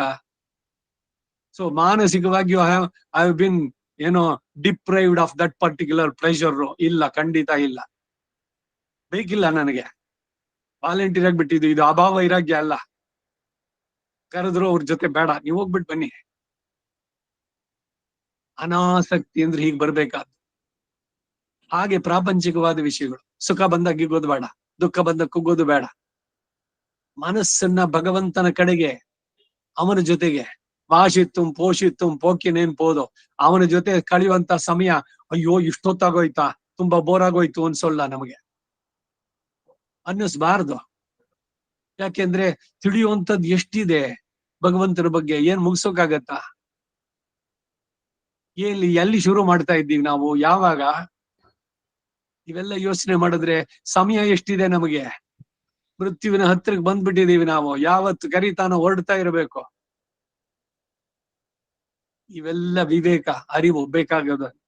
ಹಾಗೆ ಮಾಡಿ ಅವನಲ್ಲಿ ಒಂದ್ ವೇಳೆ ನಿನಗೆ ಪೂರ್ಣವಾಗಿ ಕಾನ್ಸಂಟ್ರೇಟ್ ಮಾಡೋಕಾಗ್ದಿದ್ರೆ, ಯೋ ಅಭ್ಯಾಸೇನ ಅಂತಂದ ಮುಂದಿನ ಶ್ಲೋಕ. ಅಭ್ಯಾಸೇ ಅಪಿ ಅಸಮರ್ಥ ಅಸಿ. ಅಭ್ಯಾಸ ಮಾಡೋದಕ್ಕೂ ನೀನು ಸಮರ್ಥನಾಗಿಲ್ಲ. ಯಾಕೆಂದ್ರೆ ಶರೀರವು ಕೂಡ ಇದಾಯ್ತು, ಹೆಚ್ಚು ಹೊತ್ತು ಕೂತ್ಕೊಳ್ಳೋಕ್ಕಾಗಲ್ಲ. ಪದ್ಮಾಸನದಲ್ಲಿ ಕೂತ್ಕೊಳ್ಳೋಕೆ ಮಂಡಿ ನೋವು. ಇಲ್ಲ ಸ್ಟ್ರೈಟ್ ಆಗೇ ಕೂತ್ಕೊಳ್ಳೋಣ, ಜಾಸ್ತಿ ಹೊತ್ತು ಆಗೋಲ್ಲ, ಕಾನ್ಸಂಟ್ರೇಟ್ ಮಾಡಕ್ಕಾಗಲ್ಲ. ಶರೀರ ಶರೀರತೆ ಇತಿ ಶರೀರ, ತಲೆ ಕೆಡ್ಸ್ಕೊಳ್ಳೋದು ಬೇಡ ಅದಕ್ಕೆ. ಶರೀರದ ಸಹಜವಾದ ಸ್ಥಿತಿ, ಜಸ್ಟ್ ಅಕ್ಸೆಪ್ಟ್ ಇಟ್. ಮತ್ಕರ್ಮ ಪರಮಃ ಭವ ಮದರ್ಥಂ ಅಪಿ ಕರ್ಮಾಣಿ ಕುರ್ವನ್ ಸಿದ್ಧಿಂ ಅವಾಪ್ಸ್ಯಸಿ. ಅಭ್ಯಾಸೇಪ್ಯಸಮರ್ಥೋಸಿ ಮತ್ಕರ್ಮ ಪರಮೋ ಭವ. अभ्यासेऽप्यसमर्थोऽसि मत्कर्म परमो भव अभ्यासेऽप्यसमर्थोऽसि मत्कर्म परमो भव मदर्थमपि कर्माणि कुर्वन् सिद्धिमवाप्स्यसि मदर्थमपि कर्माणि कुर्वन् सिद्धिमवाप्स्यसि मदर्थमपि कर्माणि कुर्वन् सिद्धिमवाप्स्यसि ಮೇಲೆ ತಿಳಿಸಿದ ಅಭ್ಯಾಸದಲ್ಲಿಯೂ ಸಹ ಅಸಮರ್ಥನಾದ್ರೆ ಯೋಗದಲ್ಲಿ ಕೇವಲ ನನಗಾಗಿಯೇ ನೀನು ಕರ್ಮ ಪರಾಯಣನಾಗು. ಏನ್ ಕೆಲಸ ಮಾಡ್ತೀಯೋ ಅದನ್ನು ಮಾಡು, ಶ್ರದ್ಧೆಯಿಂದ ಮಾಡು, ಪ್ರೀತಿಯಿಂದ ಮಾಡು, ಭಕ್ತಿಯಿಂದ ಮಾಡು. ಅದು ನಿನಗಾಗಿ ಅಲ್ಲ. ಅದ್ರಲ್ಲಿ ಏನೋ ಕೀರ್ತಿ ಸಿಗತ್ತೆ ಅಥವಾ ಹೆಸರು ಸಿಗತ್ತೆ ಇಲ್ಲ ದುಡ್ಡು ಸಿಗತ್ತೆ ಏನೋ ಸಿಗತ್ತೆ ಅಂತ ಬೇಡ. ಫಲದಲ್ಲಿ ಆಸಕ್ತಿ ಏನೋ ಫಲ ಸಂಘ ಅದನ್ನ ಬಿಡ್ಬೇಕು. ಫಲಾಭಿಸಂಧಿರಹಿತ ಅನ್ನೋದಿದೇನೆ. ಹಾಗೆ ಮಾಡಿ ನನ್ನ ನಿಮಿತ್ತವಾಗಿ ಎಲ್ಲವನ್ನು ಭಗವಂತನಿಗಾಗಿಯೇ ಆ ಕರ್ಮಗಳನ್ನು ಮಾಡ್ತಾ ಇದ್ರು. ಅದು ಸಹ ನನ್ನ ಸಾಕ್ಷಾತ್ಕಾರ ರೂಪಿ ಸಿದ್ಧಿಯನ್ನ ನೀನು ಪಡೆಯುತ್ತೀಯೇ. ಕೆಲಸವನ್ನ ಮಾಡ್ತಾ ಮಾಡ್ತಾನೆ ಎಲ್ಲವನ್ನು ಭಗವದರ್ಪಣೆ ಮಾಡಿ ಭಗವಂತನ ನಾಮ ಮತ್ತು ಅವನ ಗುಣಗಳ ಶ್ರವಣ, ಕೀರ್ತನ, ಮನನ ಹಾಗೂ ಶ್ವಾಸದ ಮೂಲಕ ಜಪ, ಉಚ್ಛ್ವಾಸ ನಿಶ್ವಾಸಗಳು, ಪ್ರಾಣಾಯಾಮ, ಪರಾಯಣ, ಹಾಗೆ ಭಗವತ್ ಪ್ರಾಪ್ತಿ ವಿಷಯವಾದ ಶಾಸ್ತ್ರಗಳ ಅಧ್ಯಯನ, ಅಧ್ಯಾಪನ ಇತ್ಯಾದಿ ಯತ್ನಗಳನ್ನು ಭಗವತ್ ಸಾಕ್ಷಾತ್ಕಾರ ಪಡೆಯುವ ಸಲುವಾಗಿ ಪದೇ ಪದೇ ಮಾಡೋದ್ರಿಂದ ಇದನ್ನೇನೆ ಅಭ್ಯಾಸ ಮತ್ತೆ ಮತ್ತೆ ಮಾಡುವಂತ. ವೇದಾಂತ ದೇಶಿಗರು 20 ಬಾರಿ ಶ್ರೀಭಾಷ್ಯ ಕಾಲಕ್ಷೇಪ ಮಾಡಿದ್ದಾರೆ. ಶ್ರಾವಿತ ವಿಂಶದ್ವಾರಂ, ವಿಂಶದ್ದು ತ್ರಿಂಶತ್ತು ಇರ್ಬೇಕಲ್ಲ, 30 ಸಾರಿ. ಅನಂತರಂಗಾಚಾರ್ಯಲ್ಲಿ ನನಗೆ 2-3 ಸಲ ಆಯ್ತು. ಒಂದ್ಸಲಿ ಬರಿಬೇಕಾದ್ರೆ ಕೂತ್ಕೊಂಡಿದ್ದು, ಜೊತೆಯಲ್ಲಿ ಮಾಡಿದ್ದು. ವರದರಾಜಶ್ರಮಲ್ಲಿ ಅವ್ರ ತಂದೆ ಬೆಳಗಾದ ತಕ್ಷಣ 8:30 ಬರ್ತಾ ಇದ್ರು. ಅಲ್ಲಿ 1 ಗಂಟೆ ಕಾಲ ಶ್ರೀಭಾಷ್ಯ 4 ಅಧಿಕರಣಗಳು. ಮತ್ತೆ ಮತ್ತೆ ಏನ್ ಕೇಳಿದ್ದೆ ಕೇಳ್ತಾ ಇರೋದ ಅಂದ್ರೆ ಕೇಳಿದ್ದೆ ಕೇಳ್ತಾ ಇದ್ರು. ಇದ್ರಲ್ಲಿ ಪ್ರತಿ ಸಮಯದಲ್ಲೂ ಕೂಡ ಪ್ರತಿ ಸಂದರ್ಭದಲ್ಲಿ ಹೊಸ ಹೊಸ ವಿಷಯಗಳು ತಿಳಿಯುತ್ತೆ. ಇದೇನು MK ಇಂದಿರಾ ಅಥವಾ ಮತ್ತೊಂದು ಕಾದಂಬರಿಗಳು ಓದ್ತಾ ಇದ್ರಲ್ಲ ಕಂತೆ ಕಂತಿಯಾಗಿ, ಇಲ್ಲ ಅವನ್ ಯಾರೋ ನರಸಿಂಹ ಏನೋ ಪತ್ತೆದಾರಿ ಕಾದಂಬರಿಗಳು. ಹೋಗ್ಲಿ ಒಂದ್ಸಲಿ ಓದಿದ್ರಿ ಮತ್ತದೇನ್ ಪಾರಾಯಣ ಮಾಡ್ಬೇಕು ಕೂತ್ಕೊಂಡು. ಹ್ಯಾರಿ ಪಾಟರ್ ಪುಸ್ತಕ ಹಿಡ್ಕೊಂಡಾಗ ಬಿಡೋದಕ್ಕೆ ಇಷ್ಟ ಇಲ್ಲ ಅಲ್ವಾ? ಹಾಗೆ ಈ ರಾಮಾಯಣ ಇದೆಲ್ಲ ಒಂದ್ಸಲಿ ಓದ್ಬಿಟ್ಟು ಬಿಸಾಕೋದಲ್ಲ, ಪ್ರತಿದಿನ ಓದ್ತಾ ಇರ್ಬೇಕು. ಪ್ರತಿದಿನ ಹೊಸ ಹೊಸ ಅರ್ಥಗಳು ತೋರುತ್ತೆ ಅದ್ರಲ್ಲಿ. ಅಷ್ಟಾದಶ ಪುರಾಣಗಳು. ಪ್ರಾತಃ ದ್ಯೂತ ಪ್ರಸಂಗೇನ, ಮಧ್ಯಾಹ್ನೆ ಸ್ತ್ರೀ ಪ್ರಸಂಗತಃ, ರಾತ್ರೌ ಚೋರ ಪ್ರಸಂಗೇನ ಕಾಲವು ಗಚ್ಚತಿ ಧೀಮತಾಂ. ವಿವೇಕಿಗಳಾದವರು ತಮ್ಮ ಸಮಯದ ಸದುಪಯೋಗ ಮಾಡ್ಕೊಳ್ಳೋದು ಹೀಗೆ. ಏನೇ ಇದ್ರು ಕೂಡ ಭಗವತ್ ಸಂಬಂಧ ಇರಬೇಕು ಅಂತದ್ರಲ್ಲಿ. ಅದಿಲ್ಲದಂತ ಎಲ್ಲ ವಿದ್ಯೆಗಳು ಅವಿದ್ಯೆ. ಈ ಭಾವದಿಂದ ಪೂರ್ಣ ಮಾಡ್ತಾ ಇದ್ರೆ ಅದೇನೇನೆ ಅಭ್ಯಾಸ ಅಂತಾನೆ. ಅಭ್ಯಾಸ ಏನತು ಅಂತ ಹೇಳಿದ್ನಲ್ಲ, ಏನ್ ಅಭ್ಯಾಸ? ಇದು ಅಭ್ಯಾಸ. ಸದ್ ಅಭ್ಯಾಸಗಳನ್ನ ರೂಢಿಸಿಕೊಳ್ಳುವಂತದ್ದು. ಪ್ರತಿದಿನ ನಿಯತವಾಗಿ ಸ್ತೋತ್ರವನ್ನ ಹೇಳ್ತೀರಿ, ವಿಷ್ಣು ಸಹಸ್ರನಾಮ ಇಲ್ಲ ನರಸಿಂಹ ಸಹಸ್ರನಾಮ. ನಿಯತವಾಗಿ ಪ್ರತಿದಿನ ಅದಕ್ಕೊಂದು 15-20 ನಿಮಿಷ ಬೇಕು. ಅದಕ್ಕೆ ಸಂಪುಟೀಕರಣ, ಲಕ್ಷ್ಮಿ ಅಷ್ಟೋತ್ತರವೋ ಇಲ್ಲ ಚತುಶ್ಲೋಕಿನೋ ಇಲ್ಲ ಶ್ರೀ ಗುಣರತ್ನ ಕೋಶ, ಒಂದ್ ದಿವಸ ಗೋದಾಸ್ತುತಿ, ಇನ್ನೊಂದ್ ದಿವಸ ಭೂಸ್ತುತಿ, ಇನ್ನೊಂದ್ ದಿವಸ ಶ್ರೀಸ್ತುತಿ. ಒಟ್ಟಿನಲ್ಲಿ ಆ ಸಂದರ್ಭ ಅದರಲ್ಲಿ ಅದು ನಿಯತವಾಗಿ ಆಗ್ತಾ ಇರಬೇಕು. ನಾಮ ಸಂಕೀರ್ತನೆ, ಪಾರಾಯಣ ಅಂದ್ರೆ ಇದೇನೆ, ಸ್ತೋತ್ರಗಳ ಪಠಣ, ಇವೆಲ್ಲ ಅಭ್ಯಾಸದಲ್ಲಿ ಸೇರುತ್ತೆ. ಎಲ್ಲವೂ ಭಗವಂತನನ್ನ ಪಡೆಯೋದಕ್ಕೆ ಒಂದೊಂದು ದಿವಸ ಒಂದೊಂದು ಇದನ್ನ ನೀವು ಒಂದು ಸ್ಟೆಪ್ ನೀವು ಇಟ್ರೆ that helps in realising him. ಅವನನ್ನು ನೋಡುವಂತ ಉದ್ದೇಶ ಸಾಫಲ್ಯತೆಗೆ ಕಾರಣವಾಗುತ್ತೆ. ನೀವು ಈ ರೀತಿ ನಡೆಸೋದ್ರಿಂದ ಅವನನ್ನ ಪಡೆಯೋದಕ್ಕೆ ಅಡ್ಡಿಯಾಗಿರುವ ನಿಮ್ಮ ಪ್ರಬಲತರ ಪ್ರಾಚೀನ ಕರ್ಮಗಳು ಪರಿಹಾರ ಆಗುತ್ತೆ. ಮನಸ್ಸನ್ನ ಸಮಾಧಾನವಾಗಿಟ್ಕೊಳ್ಳಿ, ಕೋಪ ಬೇಡ, ಇವತ್ತು ಬಿಡಿ. ಏನನ್ನ ಬಿಡ್ಬೇಕು, ಏನನ್ನ ಮಾಡ್ಬೇಕು, ವಿಧಿ ನಿಷೇಧಗಳು ಇವುಗಳನ್ನ ಆಚರಣೆ, ಅದಕ್ಕೆಲ್ಲ ಏನು ತಸ್ಮಾತ್ ಶಾಸ್ತ್ರಂ ಪ್ರಮಾಣ ಅಂತೆ. ಯಾವುದು ಕಾರ್ಯ ಯಾವುದು ಅಕಾರ್ಯ, ಎಲ್ಲದಕ್ಕೂ ಅದು ಆ ರೀತಿಯ ಬಾಳನ್ನ ನಡೆಸಿದ್ದೆ ಆದ್ರೆ ನಿಮಗೆ ಭಗವಂತ ಖಂಡಿತ ಸಿಗ್ತಾನೆ ಈ ಜನ್ಮದಲ್ಲೇನೆ. ಅರ್ಜುನನಿಗೆ ಸಿಕ್ಕದ್ನಲ್ಲ ಅವನು, ಹಾಗೆ ಖಂಡಿತ ಸಿಗ್ತಾನೆ. ಒಬ್ಬನೇನ ನೋಡಿದ್ದು? ಪ್ರಹ್ಲಾದ, ನಾರದ, ಪರಾಶರ, ಪುಂಡರೀಕ ಒಬ್ರೆ ಇಬ್ರೆ ನೋಡಿದವರು. ಅವರೆಲ್ಲ ನೋಡಿದವರಿಗೆ ನಾನು ಸಿಗೋಕ್ಕಾಗಲ್ವೇ? ಅವರು ನಮ್ಮಂತವ್ರೇ ತಾನೆ ಮನುಷ್ಯರಾಗಿದ್ದವರು. ಏನು ಪ್ರಯತ್ನ ಮಾಡಿದ್ದು ಅಂದ್ರೆ ಇಷ್ಟೇ, ಮಾನಸಿಕವಾಗಿ ಇನ್ನೇನು ನೀವೇನ್ ಖರ್ಚು ಮಾಡೋದು ಬೇಡ, ಇನ್ನೆಲ್ಲ ಹೋಗ್ಬೇಕಾಗಿಲ್ಲ, ಯಾವ್ದೋ ಹಿಮಾಲಯಕ್ಕೆ ಹೋಗಿ ಕೂತ್ಕೊಂಡು ತಪಸ್ ಮಾಡಿ ಅಂತಿಲ್ಲ. ಮನೆಯಲ್ಲಿ ಸಂಸಾರದಲ್ಲಿ ಇದ್ದು ಇರದಂತೆ, ಸಂಸಾರದ ಹೊರೆಯನ್ನು ಹೊತ್ತು ಹೊರದಂತೆ. ಪದ್ಮಪತ್ರಂ ಇವಾಂಬಸಾಂ, ತಾವರೆ ಎಲೆ ನೀರಿನಲ್ಲೇ ಇದ್ರು ಕೂಡ ಕೊಳೆಯೋದಿಲ್ಲ, ಹಾಗೆ ಸಂಸಾರದಲ್ಲಿದ್ರು ಕೂಡ ಅದಕ್ಕೆ ಅಂಟದಂತೆ ಇರಬೇಕು. ಇದನ್ನ ರೂಢಿಸಿಕೊಂಡ್ರೆ ನಿಮ್ಮಂತಹ ಸುಖಿಗಳು ಖಂಡಿತ ಇಲ್ಲ ಯಾರುವೆ. ಇಲ್ಲಿಯೇ ಕೂಡ ಅಷ್ಟೇ, ನೆಮ್ಮದಿಯ ಜೀವನ. ಶರೀರ ಬಿಟ್ಟ ಮೇಲೆ ಖಂಡಿತ ಭಗವಂತನ ಆ ಸ್ಥಾನ ವೈಕುಂಠ ಪರಮಪದ ದೊರೆಯುತ್ತೆ. ಅದಕ್ಕಾಗಿ ಮಾಡುವಂತ ಸ್ವಾರ್ಥವನ್ನು ತ್ಯಜಿಸಿ ಪರಮೇಶ್ವರನ್ನೇ ಪರಮ ಆಶ್ರಯ, ಅಲ್ಟಿಮೇಟ್ ಡೆಸ್ಟಿನೇಷನ್ ಮತ್ತು ಪರಮಗತಿ ಅಂತ ತಿಳಿದುಕೊಂಡು ನಿಷ್ಕಾಮ ಪ್ರೇಮ ಭಾವದಿಂದ, ಈಗ ಭಗವಂತನ ಪೂಜೆ ಮಾಡಿದಕ್ಕೆ ನನ್ಗೇನೋ ಸಿಗತ್ತೆ, ಅದು ಮಾಡಿದ್ರೆ ಇನ್ನೇನೋ ಸಿಗತ್ತೆ, ಇಲ್ಲ ನನ್ಗೆ ಅದನ್ನ ಕೊಡೋ, ನಿನ್ಗೆ ಹರಕೆ, ಇದನ್ ಮಾಡ್ತೀನಿ, ಅದು ಇವೆಲ್ಲ ಬಿಟ್ಬಿಡಿ. ವಿತೌಟ್ ಎನಿ ಎಕ್ಸ್ಪೆಕ್ಟೇಷನ್, ಯಾರಿಂದ ಏನನ್ನು ಎಕ್ಸ್ಪೆಕ್ಟ್ ಮಾಡ್ಬೇಡಿ. ಸ್ವಂತ ಮಕ್ಕಳಿಂದನೇನೆ, ಮಗನೋ ಮಗಳೋ ಅವನೇನೋ ಮುಂದೆ ಅದ್ ಮಾಡ್ತಾನೆ ಇದು ಮಾಡ್ತಾನೆ, ಯಾರು ಏನು ಮಾಡೋದು ಬೇಡ. ಯು ಬಿ ಇಂಡಿಪೆಂಡೆಂಟ್, ಯಾರ ಮೇಲೂ ಅವಲಂಬಿಸೋದು ಬೇಡ. ವಿನಾ ದೈನ್ಯೇನ ಜೀವನಂ ಅನಾಯಾಸೇನ ಮರಣ. ಅವನೇ ಪರಮಗತಿ ಅಂತ ತಿಳಿದು ಪ್ರೇಮ ಭಾವದಿಂದ ಸತಿ ಶಿರೋಮಣಿ ಪತಿವ್ರತಾ ಸ್ತ್ರೀಯಂತೆ, ಪತಿವ್ರತಾ ಸ್ತ್ರೀಯನ್ನ ಉದಾಹರಣೆ ಕೊಡ್ತಾರೆ ನೋಡಿ, ಎಷ್ಟು ಸುಂದರವಾಗಿದೆ. ಕಾಯೇನ ವಾಚ ಮತ್ತು ಮನಸ ಎಲ್ಲವನ್ನು ತನ್ನನ್ನ ತಾನು ಸಂಪೂರ್ಣವಾಗಿ ಪತಿಗೆ ಸಮರ್ಪಿಸಿಕೊಂಡವಳು ಪತಿವ್ರತೆ. ಅವಳಿಗೆ ಬೇರೆ ಪುರುಷನೋ ಇನ್ಯಾರು ನೋಡಿದಾಗ, ಅಯ್ಯೋ ನನ್ ಗಂಡನ್ಗಿಂತ ಅವನು ಇನ್ನೂ ಚೆನ್ನಾಗಿದ್ದಾನೆ, ಅವ್ನು ನೋಡಕ್ ಚೆನ್ನಾಗಿದ್ದಾನೆ, ಅಥವಾ ಅವನಿಗೆ ಹೆಸರು ಬಂದಿದೆ, ಅವನಿಗೆ ಇಷ್ಟು ಜನ ಫ್ಯಾನ್ ಇದಿದೆ, ಈಗೆಲ್ಲ ಅದೇ ತಾನೇ ಲೆಕ್ಕ. ಟಿವಿನಲ್ಲಿ ಬರ್ತಾನ, ಎಷ್ಟು ಜನ ಇದ್ದಾರೆ ಅವನನ್ನ ಫಾಲೋ ಮಾಡುವಂತ ಫ್ಯಾನ್ಸು. ಯಾಕೆ ಈ ಹುಚ್ಚತನ ಎಲ್ಲ ಅಂತ. ಇವೆಲ್ಲ ಇಲ್ಲದೆ ಸೀತೆ, ಅರುಂಧತಿ, ಅನಸೂಯ ಒಬ್ರೆ ಇಬ್ರೆ ಹೇಳಿದ್ರೆ ಮಹಾಮಾತೆಯರು. ಆ ರೀತಿ ಕಾಯ ವಾಚ ಮನಸ ಎಲ್ಲವೂ ಪರಮ ಶ್ರೀಮನ್ ನಾರಾಯಣನಿಗೆ ಯಜ್ಞ ದಾನ ತಪಸ್ಸು ಇತ್ಯಾದಿ ಎಲ್ಲ ಕರ್ತವ್ಯ ಕರ್ಮಗಳನ್ನ ಮಾಡುವುದರ ಹೆಸರೇ ಭಗವಂತನ ನಿಮಿತ್ತವಾಗಿ ಕರ್ಮ ಪರಾಯಣರಾಗುವುದು. ವರ್ಣಾಶ್ರಮ ಧರ್ಮಗಳು, ನಿತ್ಯ ನೈಮಿತ್ತಿಕ ಕರ್ಮಗಳು ಎಲ್ಲವೂ ಭಗವಂತನಿಗೆ ಪ್ರೀತಿ ಪೂರ್ವಕವಾದ ಸೇವೆ. ಓ ನಾನೇನೋ ಮಾಡ್ತಾ ಇದ್ದೀನಿ, ಯಾರು ಮಾಡದ್ದು ಅನ್ನೋದೆಲ್ಲ ಇಲ್ಲ, ಆ ಹುಚ್ಚತನ ಎಲ್ಲ ಹೋಯ್ತು. ಎಲ್ಲವನ್ನು ಬಿಟ್ಟು ಭಗವಂತನ ಪ್ರೀತಿಗಾಗಿ ಇಂತಿಂತ ಕೆಲಸಗಳು ಏನ್ ನೇಮಿಸಿದ್ದಾನೋ ಅದೇ. ಇದನ್ನೇನೆ ರಾಮಾನುಜರು ನಿತ್ಯ ಗ್ರಂಥದಲ್ಲಿ ಹೇಳಿದ್ದು. ಆ ರೀತಿ ನಮ್ಮ ಬಾಳನ್ನ ತೊಡಗಿಸ್ಕೊಂಡ್ರೆ, ಅಯ್ಯೋ ಏನೋ ಬೋರ್ ಆಗ್ತಾ ಇದೆ, ಇವತ್ತೇನೋ ಇಲ್ಲ, ಹೊರಗಡೆ ಏನೋ ಸುತ್ತಬೇಕು, ಇವತ್ತು ಮೂಡೆ ಇಲ್ಲ, ಇದೆಲ್ಲ ಯಾವಾಗ ಶರೀರವೇ ನಾನು ಅನ್ನೋ ಭ್ರಮೆ ಬಂದಾಗ, ಭಗವಂತನಿಗಾಗಿ ಎಲ್ಲವನ್ನು ಮಾಡ್ತೀನಿ ಅಂದಾಗ ಅಲ್ಲಿ ಆ ಆಲಸಿಕೆನೋ ಅಥವಾ ಸೋಮಾರಿತನವೋ ಇವೆಲ್ಲ ಯಾವ್ದಕ್ಕೂ ಹತ್ತಿರ ಜಾಗ ಇಲ್ಲ. ಇಲ್ಲಿ ಈ ಕೆಲಸ ಮುಗೀತು, ಸದ್ಯ ಇದು ಮುಗೀತಲ್ಲ, ಅಯ್ಯೋ ತುಂಬಾ ಸುಸ್ತಾಯ್ತು ಅನ್ಸೋಲ್ಲ, ಇದು ಮುಗೀತಾ, ಆಯ್ತು ಭಗವಂತನಿಗೆ ಸಂತೋಷ, ಅದು ಸಮರ್ಪಣೆ ಆಯ್ತು, ಮುಂದಿಂದ ಏನ್ ಮಾಡೋಣ ಭಗವಂತನಿಗೆ. ನೆಕ್ಸ್ಟ್ ಇನ್ನೊಂದು ಚೇಂಜ್ ಇದೆಯಲ್ಲ, ಅದೇನೆ ವಿಶ್ರಾಂತಿ. ಒಂದರಲ್ಲೇ ಎಲ್ಲದನ್ನು ಬೆಳಗಿಂದ ಸಂಜೆ ತನಕ ಬರೀ ಪುಸ್ತಕನೇ ಇಟ್ಕೊಂಡು ಅಥವಾ ದೇವ್ರ ಮನೆಯಲ್ಲಿ ಆರಾಧನೆ ಮಾಡ್ತಾನೆ ಕೂತ್ಕೊಳಕ್ಕಾಗಲ್ಲ. ಅದು ಮುಗಿಸಿದ ತಕ್ಷಣ ಇನ್ನೊಂದು, ಒಂದರಿಂದ ಒಂದು ವೈವಿಧ್ಯತೆ, ಎಲ್ಲದರಲ್ಲೂ ಭಗವಂತನಿಗೆ.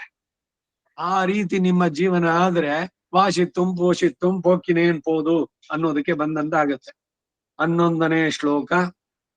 ಅಥ ಏತತೆ ಅಪಿ ಅಶಕ್ತಃ. ಅಭ್ಯಾಸದಲ್ಲಿ ಆಗದಿದ್ರೆ ಹೀಗ್ ಮಾಡೋ, ಎಲ್ಲ ಕರ್ಮವನ್ನ ನನಗಾಗಿ ಅಂತ ಹೇಳಿ ಮಾಡು, ಅದಕ್ಕೂ ಸಾಧ್ಯವಾಗ್ಲಿಲ್ಲ ಅಂದ್ರೆ ಏನು ನೋಡಿ, ಒಂದೊಂದೇ ಕೊಡ್ತಾ ಬರ್ತಾ ಇದ್ದಾನೆ ಭಗವಂತ. ಅಥ ಏತತಪಿ ಅಶಕ್ತಃ ಅಸಿ ಕರ್ತುಂ ಮದ್ಯೋಗಂ ಆಶ್ರಿತಃ ಸರ್ವಕರ್ಮ ಫಲತ್ಯಾಗಂ ತತಃ ಕುರು ಯಥಾತ್ಮವಾನ್. ಅಥೈತದಪಿ ಅಶಕ್ತೋಸಿ ಸೇರಿಸಿದಾಗ ಅಥೈತದಪ್ಯಶಕ್ತೋಸಿ ಕರ್ತುಂ ಮದ್ಯೋಗಮಾಶ್ರಿತಃ. ಅಥೈತದಪ್ಯಶಕ್ತೋಸಿ ಕರ್ತುಂ ಮದ್ಯೋಗಮಾಶ್ರಿತಃ. ಅಥೈತದಪ್ಯಶಕ್ತೋಸಿ ಕರ್ತುಂ ಮದ್ಯೋಗಮಾಶ್ರಿತಃ. ಸರ್ವಕರ್ಮ ಫಲತ್ಯಾಗಂ ತತಃ ಕುರು ಯಥಾತ್ಮವಾನ್. ಸರ್ವಕರ್ಮ ಫಲತ್ಯಾಗಂ ತತಃ ಕುರು ಯಥಾತ್ಮವಾನ್. ಸರ್ವಕರ್ಮ ಫಲತ್ಯಾಗಂ ತತಃ ಕುರು ಯಥಾತ್ಮವಾನ್. ಒಂದು ವೇಳೆ ನನ್ನ ಪ್ರಾಪ್ತಿ ರೂಪವಾಗಿ ಯೋಗವನ್ನ ಆಶ್ರಯಿಸಿ ಮೇಲೆ ಹೇಳಿದಂತೆ ಅಭ್ಯಾಸ ಮಾಡೋ, ಯೋಗವನ್ನ ನಡೆಸು, ಅದರಿಂದ ನನ್ನನ್ನು ಯೋಗದಿಂದ ಎಲ್ರು ಅವ್ರು ಕಂಡುಕೊಂಡಿದ್ದಾರೆ. ಯೋಗೇನ ಭಗವಂತನನ್ನ ಕಂಡಿದ್ರು, ಅವರ ಅಂತರಾತ್ಮದ ಇದರಲ್ಲಿ ಇನ್ನೋದೆಲ್ಲ ಬರುತ್ತೆ. ವಿಷ್ಣು ಸಹಸ್ರನಾಮದಲ್ಲಿ ಧ್ಯಾನ ಶ್ಲೋಕ ಹೇಳ್ಬೇಕಾರೆ ಇದರಲ್ಲಿ ಅವರಿಗೆ ಧ್ಯಾನಿಗಳಿಗೆ ಯೋಗದಲ್ಲಿ ಅವನು ಕಾಣ್ತಾನೆ. ಇವೆಲ್ಲ ಹೇಳಿದ್ದು, ಇವೆಲ್ಲ ಶ್ರಮ ಸಾಧ್ಯವಾದ ಕೆಲಸ. ಒಂದ್ ವೇಳೆ ಅದ್ ಮಾಡಕ್ಕಾಗ್ಲಿಲ್ಲ, ಹೋಗ್ಲಿ, ಅಭ್ಯಾಸ ರೆಗ್ಯುಲರ್ ಆಗಿ ಮಾಡೋಕ್ ಅದು ಆಗೋಲ್ಲ. ಹಾಗಿದ್ರೆ ಈ ರೀತಿ ನಡೆಸೋದಕ್ಕೆ ಮಾಡಲು ನೀನು ಅಸಮರ್ಥನೆಯಾದ ಪಕ್ಷದಲ್ಲಿ ಮನಸ್ಸು ಮತ್ತು ಬುದ್ಧಿ ಮೊದಲಾದವುಗಳನ್ನು ಜಯಿಸಿ ಎಲ್ಲ ಕರ್ಮಗಳ ಫಲತ್ಯಾಗವನ್ನು ಮಾಡು. ಅಂದ್ರೆ ರಿಸಲ್ಟ್ ಓರಿಯೆಂಟೆಡ್ ಅಂತ ಹೇಳಿ ಕೆಲಸ ಏನ್ ಮಾಡ್ತೀಯೋ ಅದನ್ನ ತೆಗೆದ್ಬಿಡು ಪೂರ. ಲೋಕದಲ್ಲಿ ಇವಾಗ ಏನೋ ಇರೋದು, ಏನಾರು ಮಾಡಿದ್ರೆ ಏನ್ ಸಿಗುತ್ತೆ ನನಗೆ? ಫಲ ಏನ್ ಸಿಗುತ್ತೆ? ಫಲದಲ್ಲಿ ಆಸಕ್ತಿ ಇದ್ದೇ ನಾವು ನಡೆಸೋವಂತಹದ್ದು. ಫಲದಲ್ಲಿ ಆಸಕ್ತಿಯನ್ನು ಬಿಟ್ಬಿಡು, ಕೆಲಸನೇ ಕರ್ಮನೇ ಬಿಟ್ಬಿಡು ಅಂತ ಹೇಳ್ತಿಲ್ಲ. ಮಾಡು, ಅದರಲ್ಲಿ ಆಸಕ್ತಿಯನ್ನ ಬಿಡು. ಅಂದ್ರೆ ನನಗೆ ಇದು ಮಾಡಿದ್ರೆ ಪುಣ್ಯ ಸಿಗತ್ತೆ, ಇದು ಮಾಡಿದ್ರೆ ಇನ್ನೇನೋ ಸಿಗತ್ತೆ, ಅವೆಲ್ಲ ಏನು ಬೇಡ. ಶ್ರದ್ಧೆಯಿಂದ ಮಾಡು, ಪ್ರೀತಿಯಿಂದ ಮಾಡು, ಭಗವದರ್ಪಿತವಾಗಿ ಮಾಡು. ಪುಣ್ಯ ಬರ್ಲಿ ಅಂತ ಯಾವ ಕೆಲಸನೂ ಮಾಡ್ಬೇಡಿ. ಈ ಸಂದೇಶ ಅಲ್ಲಿ. ಅಥೈತದಪ್ಯಶಕ್ತೋಸಿ ಕರ್ತುಂ ಮದ್ಯೋಗಮಾಶ್ರಿತ ಸರ್ವಕರ್ಮ ಫಲತ್ಯಾಗಂ. ಸರ್ವಕರ್ಮ ತ್ಯಾಗ ಅಲ್ಲ, ಸರ್ವಕರ್ಮ ಫಲತ್ಯಾಗಂ. ಯಾಕೆಂದ್ರೆ ನಿಯತಂ ಕುರು ಕರ್ಮತ್ವ, ಅಲ್ಲಿ ಸರ್ವಧರ್ಮಾನ್ ಪರಿತ್ಯಜ್ಯ ಅನ್ಬೇಕಾದ್ರು ಇದನ್ನ ಹೇಳೋದು. ಸರ್ವಧರ್ಮಾನ್ ಪರಿತ್ಯಜ್ಯ ಮಾಮೇಕಂ ಶರಣಂ ವ್ರಜ ಅಹಂ ತ್ವಾ ಸರ್ವ ಪಾಪೇಭ್ಯೋ ಮೋಕ್ಷಯಿಷ್ಯಾಮಿ ಮಾ ಶುಚ. ಇದು ಚರ್ಮ ಶ್ಲೋಕ, ಭಗವದ್ಗೀತೆ 18ನೇ ಅಧ್ಯಾಯದ 66ನೇ ಶ್ಲೋಕ. ಇದನ್ನೇ ನಾವು ದಿವಸಾಲು ಜಪಿಸೋದು ರಹಸ್ಯತ್ರಯ ಮಂತ್ರದ ಇದರಲ್ಲಿ. ಸರ್ವಧರ್ಮ ಪರಿತ್ಯಾಗ ಅಲ್ಲ ಅದು, ಅದ ಫಲವನ್ನ ಬಿಟ್ಟು ಮಾಡುವಂತಹದ್ದು. ನನಗೆ ಇದು ಮಾಡಿದ್ರೆ ಏನೋ ಸಿಗುತ್ತೆ ಇದೆಯಲ್ಲ, ಅದು ಬೇಡ. ಅದು ಭಗವದರ್ಪಿತವಾಗಿ ಆಗಲಿ, ಬೇಡ ನನಗೆ ಫಲ. ಸಂಬಂಧ ತ್ಯಾಗ, ಕರ್ತೃತ್ವ ತ್ಯಾಗ, ಫಲ ತ್ಯಾಗ. ಮತ್ತೆ ಮತ್ತೆ ಹೇಳ್ತಾ ಇರ್ತೀನಿ ರಿಪೀಟೆಡ್ ಆಗಿ, ಯಾಕೆಂದ್ರೆ ಅದು ನಿಮ್ ತಲೆಯಲ್ಲಿ ಚೆನ್ನಾಗಿ ಊರ್ಲಿ ಅಂತ. ನಾಹಂಕರ್ತ ನೇದಂ ಮಮ ಕರ್ಮ ಫಲಮಪಿ ನ ಮಮ. I am not the doer, this is not my karma, the results are not mine. ಹಾಗಾದ್ರೆ ಯಾರಿಗೆ? ಎಲ್ಲ ಭಗವಾನೇವ. ಮಾಡೋದೆಲ್ಲ ಭಗವಂತನಿಗೆ. ಏನೇ ಕೆಲಸ ಮಾಡಿ ಎಲ್ಲವೂ ಭಗವಂತನಿಗೆ. ಮನೆ ಗುಡ್ಸಿದ್ರ ಕ್ಲೀನ್ ಆಗಿ, ಭಗವಂತನಿಗೆ ಪ್ರೀತಿ ಆಗಲಿ. ಟಾಯ್ಲೆಟ್ ಕ್ಲೀನ್ ಮಾಡಿದ್ರ ಅದನ್ನು ಶ್ರದ್ಧೆಯಿಂದ, ಕಾಯ ವಾಚ ಮನಸ, ಮನಸ್ಸಿಟ್ಟು ಶ್ರದ್ಧೆಯಿಂದ ಪ್ರೀತಿಯಿಂದ ಮಾಡಿ, ಭಗವಂತನಿಗೆ ಪ್ರೀತಿ ಆಗ್ಲಿ. ಬೇರೆಯವರು ಬಂದು ನಿಮಗೆ ಸರ್ಟಿಫಿಕೇಟ್ ಕೊಡ್ಬೇಕಾಗಿಲ್ಲ, ಆಹಾ ಮನೆ ತುಂಬಾ ಚೆನ್ನಾಗಿ ಇಟ್ಕೊಂಡಿದ್ದಾರೆ ಅವರು ಅಂತ. ಇಲ್ಲ, ಬರೀ ಮನೆ ಚೆನ್ನಾಗಿ ಇಟ್ಕೊಳ್ಳೋದೇ ಕೆಲಸ ಅಲ್ಲ. ಕೆಲವರಿಗೆ ಏನು ಸುಮ್ನೆ ಇರ್ಲಿಕ್ಕೆ ಆಗೋಲ್ಲ. ಆ ಶೋಕೇಸ್ ಅಲ್ಲಿ ವರ್ಸು, ಆ ಕಿಟಕಿಯಿಂದ ಇದು ವರ್ಸು, ಅದು ವರ್ಸು. ಆ ಕ್ಲೀನಿಂಗ್ ಎಷ್ಟು ಟೈಮ್ ಕೊಡ್ತೀರೋ, ನಿಮ್ಮ ಮನಸ್ಸಿನ ಕೊಳೆಯನ್ನ ತೊಳೆಯೋದಕ್ಕೆ ಯಾಕೆ ಮಾಡಲ್ಲ? ಮನೇನ ಪಳಪಳ, ಅಯ್ಯೋ ಇಷ್ಟೆಲ್ಲ ಇಟ್ಕೊಂಡಿದ್ದೆ, ಮಾರನೇ ದಿವಸ ಮತ್ತೆ ಧೂಳು ಅಂತು, ಒಂದ್ಸರಿ ಗಾಳಿ ಬೀಸ್ತು, ಧೂಳು ಬಂತು, ಮತ್ತೆ ಒರೆಸಿ ಆಗ್ಬೇಕು, ಮುಸರಿ ತೊಳಿಬೇಕು. ಆದ್ರೆ ಬರೀ ಮನೆ ಕ್ಲೀನ್ ಆಗಿ ಇಡೋದೇ ಜೀವನದ ಗುರ್ತಿ ಆಗ್ಬಾರದು. ತಮಾಷೆ ಮಾಡ್ತಾ ಇದ್ರು, ಏನ್ ಕೊಡ್ಬೋದು ಅವ್ರಿಗೆ? ಮನೆ ಕ್ಲೀನ್ ಆಗಿ ಇಟ್ಕೊಳ್ತಾರೆ, ಒಂದು ಕಸಬಾರಿಕೆ, ಒಂದು ಇದು ತೆಗಿಯೋಕೆ ಟ್ರೇ, ಅದನ್ನ ಪ್ರೆಸೆಂಟ್ ಮಾಡೋಣ ಅವ್ರಿಗೆ ಅಂತ. ಆ ತರದಲ್ಲಿ ಆಗ್ಬಾರ್ದು. ಮನೆ ಕ್ಲೀನ್ ಆಗಿರ್ಲಿ, ಮನಸ್ಸಿನ ಕ್ಲೀನ್ಲಿನೆಸ್ಗೂ ಸಮಯ ಕೊಡಿ ಅದಕ್ಕೆ. ಬರೀ ಅದೇ ಪ್ರಧಾನವಾಗ್ಬಾರ್ದು. ಹಾಗೆ ಈ ಆಚಾರಗಳು ಅಷ್ಟೇ. ನಮ್ಮ ನಿತ್ಯ ನೈಮಿತ್ತಿಕ ಇವುಗಳನ್ನ ನಾವು ನಡೆಸ್ತೀವಿ, ಹೌದು, ಬೇಕು, ಬೇಡ ಅಂತ ಹೇಳಲ್ಲ. ಇದಕ್ಕಿಂತ ಪ್ರಧಾನವಾದದ್ದು ಎಲ್ಲವೂ ಭಗವಂತನಿಗಾಗಿ ಸಮರ್ಪಣೆ, ಅದಾಗ್ಬೇಕು. ಸರ್ವ ಕರ್ಮ ಫಲತ್ಯಾಗ, ಅದನ್ನ ಮಾಡಿದ್ರೆ ಖಂಡಿತ ನೀನು ನನ್ನನ್ನು ಪಡೆಯೋಕಾಗತ್ತೆ. ಇದು ಹಂತ ಹಂತವಾಗಿ ಯಾರ್ಯಾರ ಅಧಿಕಾರಿಗಳು ಅವ್ರು ನಡೆಸ್ಲಿ. ಯೋಗ ಯಾರಿಗಾಗುತ್ತೋ ಅವ್ರಿಗೆ, ಭಕ್ತಿ ಯೋಗ ತೈಲಧಾರೆಯಂತೆ ನಡೆಸ್ತಾರೆ, ಆಳ್ವಾರ್ಗಳು ಮಾಡಿದ್ರು. ನಮಗೇನು ಅಂದ್ರೆ ನಮ್ಮ ಮಟ್ಟಿಗೆ, ನಮ್ಮ ಕಾರ್ಯಕ್ಷೇತ್ರ, ನಮ್ಮ ಕರ್ಮಾಯತವಾಗಿ ಎಲ್ಲಿಯೋ, ಪುರುಷನೋ ಸ್ತ್ರೀನೋ, ಆಫೀಸೋ, ಗೌರ್ಮೆಂಟ್ ಕೆಲಸವೋ, ಪ್ರೈವೇಟೋ, ಯಾವ ಕೆಲಸನೋ ಎಲ್ಲವೂ ಕೂಡ ಭಗವದರ್ಪಿತವಾಗಿ. ಉಪಾದಾನ ಯಾವುದನ್ನು ಬೇಸರ ಬೇಡ. ಅಯ್ಯೋ ಏನ್ ಕರ್ಮನೋ, ಬರೀ ಪಾತ್ರೆ ತಿಕ್ಬೇಕು, ಮೊಸಳೆ ಮಾಡ್ಬೇಕು, ಅಡಿಗೆ ಮಾಡ್ಬೇಕು, ದಿವ್ಸಾಲು ಬೇಯಿಸಾಕೋದು, ಅದು ಬೇಡ. ಪ್ರೀತಿಯಿಂದ ಮಾಡಿ ಕೆಲಸನ. ಭಗವಂತನಿಗಾಗಿ ನಿವೇದನಕ್ಕೆ ಮಾಡ್ತಾ ಇದ್ದೇನೆ, ನಿನ್ನೆ ಮಾಡಿದ್ದು ಸಾರು, ಇವತ್ ಮಾಡಿದ್ದು ಸಾರೇನೆ. ಆದ್ರೆ ಅದು ಭಗವದರ್ಪಿತವಾಗಿ ಅಂತ ಪ್ರೀತಿಯಿಂದ ಮಾಡಿದಾಗ ಅದಕ್ಕೆ ವಿಶೇಷವಾದ ಇದು ಭಗವಂತ ಮೆಚ್ಚುತ್ತಾನ ಅದನ್ನ. ಹಾಗೆ ಪ್ರೀತಿಯಿಂದ ಮಾಡಿದ್ದನ್ನ ತಿಂದವರ ಮನಸ್ಸು ಸಾತ್ವಿಕ ನೆಲೆಯಲ್ಲಿ ಇರುತ್ತೆ. ಹೀಗೆ ಮಾಡುವಾಗ ಕೂಡ ಮನಸ್ಸು ಕಾಮಾಗಿರ್ಬೇಕು. ನೀವು ಕೋಪದಿಂದ ಏನಾದ್ರು ಮಾಡಿದ್ದು ಅಂತಂದ್ರೆ, ಏನೋ ಬೇಸರ ಆಯ್ತು ನಿಮಗೆ, ಅದನ್ನ ಮಾಡ್ಕೊಂಡು ಪಾತ್ರೆಯನ್ನ ಕುಕ್ಕಿ ಮಾಡಿ ಅದು ತಿಂದವ್ರಿಗೂ ಅದರ ರಜೋ ಗುಣ ತಮೋ ಗುಣಗಳು ಅದು ಪ್ರಸಾರ ಆಗತ್ತೆ. ಮೂಡಿಲ್ಲ ಇವತ್ತು, ಇದೆಲ್ಲ ಬರ ಚೈಲ್ಡಿಶ್ ವೇಸ್. ಯಾರೋ ಬಂದಾಗ ಮಾತಾಡೋಲ್ಲ, ಅಯ್ಯೋ ಅವ್ರಿಗೆ ಇವತ್ತು ಮೂಡಿಲ್ಲ, ಅವ್ರಿಗೆ ಅವ್ರನ್ನ ಮಾತಾಡ್ಸಕ್ ಹೋಗ್ಬೇಡಿ. ಏನಿದು ಎಳೆ ಮಗುನ? ವಯಸ್ಸಾದ್ರೆ ಶರೀರಕ್ಕೆ ಮಾತ್ರ ವಯಸ್ಸಾಗ್ತಾ ಇದೆ, ಮನಸ್ಸಿನ್ನು ಎಳೆ ಮಗು ತರ ಇದ್ರೆ ಹದಿಹರೆಯದ ಹಸುಗೂಸುಗಳು ಅಂತ ಟೀನೇಜರ್ ಕಿಡ್ಸ್. ಈ ಬುದ್ಧಿ ಇರಬಾರ್ದು. ಮನಸ್ಸು ಬೆಳಿಬೇಕು, ಚೆನ್ನಾಗ್ ಆಗ್ಬೇಕು, ಮೆಚುರಿಟಿ ಬರ್ಬೇಕು. ಯಾರೋ ಕಂಡ್ರೆ ಕೋಪಿಸ್ಕೊಳ್ಳೋದು, ಯಾರದ್ದು ಇದ್ದಾಗ ಮೂಡಿದ್ದಾಗ ಮಾತಾಡ್ತೀನಿ, ಇಲ್ದಿದ್ರೆ ಮಾಡಲ್ಲ, ಇದೆಲ್ಲ ಅವಮಾನ. One should be ashamed of it. ಇವೆಲ್ಲದರಿಂದ ಮೇಲಕ್ಕೆ ಇರ್ಬೇಕು. ಮನಸ್ಸು ಸಮಾಧಾನ ಚಿತ್ತದಿಂದ ಎಲ್ಲರನ್ನ ನಗುಮುಖದಿಂದ ಮಾತಾಡ್ಸೋದು, ಮಾಡೋ ಕೆಲಸ ಎಲ್ಲ ಭಗವಂತನಿಗಾಗಿ. ಯಾರಿಂದ ಏನು ಅಪ್ರಿಸಿಯೇಷನ್ ಬೇಕಿಲ್ಲ. ಈ ರೀತಿ ಬಾಳನ್ನ ಬಾಳಿದ್ದೆ ಆದ್ರೆ ಕೃಷ್ಣ ಹೇಳಿದಂತಹ ಇದು ಬಹಳ ಕಷ್ಟ ಅಲ್ಲ, ಬಹಳ ಸುಲಭವಾಗಿ ತೋರಿಸ್ತಾ ಇದ್ದಾನೆ. A practical way of reaching god. ಭಗವಂತನ ಭಗವದ್ಗೀತಾ ಶಾಸ್ತ್ರ ಏನಿದೆ, ಇದು ಬರೀ ಸುಮ್ನೆ ಪಾರಾಯಣ ಕೇಳೋಕೆ ಅಥವಾ ಪುಣ್ಯ ಸಿಗತ್ತೆ ಯಾವುದೋ ಲೋಕದಲ್ಲಿ ಅಲ್ಲ. ಎಲ್ಲೋ ಸಿಗೋದು ಸತ್ತ ಮೇಲೆ, ಅದು ಬೇಡ. ಇಲ್ಲಿದ್ದಾಗಲೇ ನೀವು ಎಷ್ಟು ಸಂತೋಷವಾಗಿರ್ಬೋದು, ಮತ್ತೆ ಈ ಹುಟ್ಟು ಸಾವಿನ ಚಕ್ರ ಬಿಡಿಸ್ಕೊಳ್ಬಹುದು. ಇದನ್ನ ಬಹಳ ಸುಂದರವಾಗಿ ಹೇಳ್ತಾ ಬರ್ತಾನೆ. ಮುಂದಕ್ಕೆ ಹೋಗೋಣ. 12ನೇಯ ಶ್ಲೋಕ. ಯಹ ಹಿ ಜ್ಞಾನಂ ಅಭ್ಯಾಸಾತ್ ಜ್ಞಾನಾತ್ ಧ್ಯಾನಂ ವಿಶಿಷ್ಯತೆ ಧ್ಯಾನಾತ್ ಕರ್ಮಫಲ ತ್ಯಾಗಃ ತ್ಯಾಗಾತ್ ಶಾಂತಿ ಅನಂತರಂ. ಯಾವಾಗ ಕರ್ಮ ಫಲತ್ಯಾಗ ಬಿಡ್ತಿರೋ ನಿಮ್ಮ ಮನಸ್ಸು ಸಮಾಧಾನ ಚಿತ್ತನಿರುತ್ತೆ. ಆಂಗ್ಸೈಟಿನೇ ಇಲ್ಲ, ಎಕ್ಸೈಟ್ಮೆಂಟ್ಸ್ ಇಲ್ಲ. ಎಲ್ಲವನ್ನು ಸಮಾಧಾನ ಚಿತ್ತದಿಂದ ಭಗವಂತನಿಗಾಗಿ ಅಂತ ಮಾಡ್ತಾ ಇದ್ದೀನಿ. ಶಾಂತಿ, ಮನಸ್ಸಿನಲ್ಲಿ ಶಾಂತಿ ನೆಲೆಸುತ್ತೆ. ಅದಕ್ಕಾಗಿ ಬರುವಂತದ್ದು ಶ್ರೇಯೋ ಹಿ ಜ್ಞಾನಮಭ್ಯಾಸಾತ್ ಜ್ಞಾನಾತ್ ಧ್ಯಾನಂ ವಿಶಿಷ್ಯತೆ. ಶ್ರೇಯೋ ಹಿ ಜ್ಞಾನಮಭ್ಯಾಸಾತ್ ಜ್ಞಾನಾತ್ ಧ್ಯಾನಂ ವಿಶಿಷ್ಯತೆ. ಶ್ರೇಯೋ ಹಿ ಜ್ಞಾನಮಭ್ಯಾಸಾತ್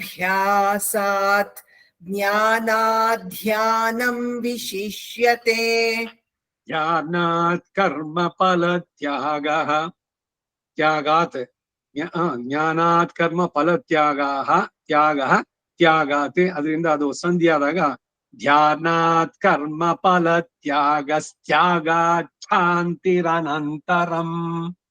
ಧ್ಯಾನಾತ್ ಕರ್ಮ ಫಲ ತ್ಯಾಗಾತ್ ಶಾಂತಿರ ಅನಂತರಂ. ಧ್ಯಾನಾತ್ ಕರ್ಮ ಫಲ ತ್ಯಾಗಾತ್ ಶಾಂತಿರನಂತರಂ. ಬಿಡಿಸಿಬೇಕಾದ್ರೂ ಹೇಳ್ಬೋದು. ಧ್ಯಾನಾತ್ ಕರ್ಮ ಫಲ ತ್ಯಾಗಾತ್ ಶಾಂತಿರನಂತರಂ ಅಂತ. ಯಾಕೆಂದ್ರೆ ರಹಸ್ಯವನ್ನ ತಿಳಿಯದೆ ಮಾಡಲಾದ ಅಭ್ಯಾಸಕ್ಕಿಂತ ಪರೋಕ್ಷ ಜ್ಞಾನ ಶ್ರೇಷ್ಠ, ಪರೋಕ್ಷ ಜ್ಞಾನಕ್ಕಿಂತ ಪರಮಾತ್ಮನಾದ ನನ್ನ ಧ್ಯಾನ ಶ್ರೇಷ್ಠ. ಆ ಧ್ಯಾನಕ್ಕಿಂತಲೂ ಕರ್ಮ ಫಲಗಳನ್ನೆಲ್ಲ ನನಗಾಗಿ ತ್ಯಾಗ ಮಾಡೋದು ಎಲ್ಲವೂ. ಅದಕ್ಕೆ ಸರ್ವಂ ಶ್ರೀ ಕೃಷ್ಣಾರ್ಪಣಮಸ್ತು.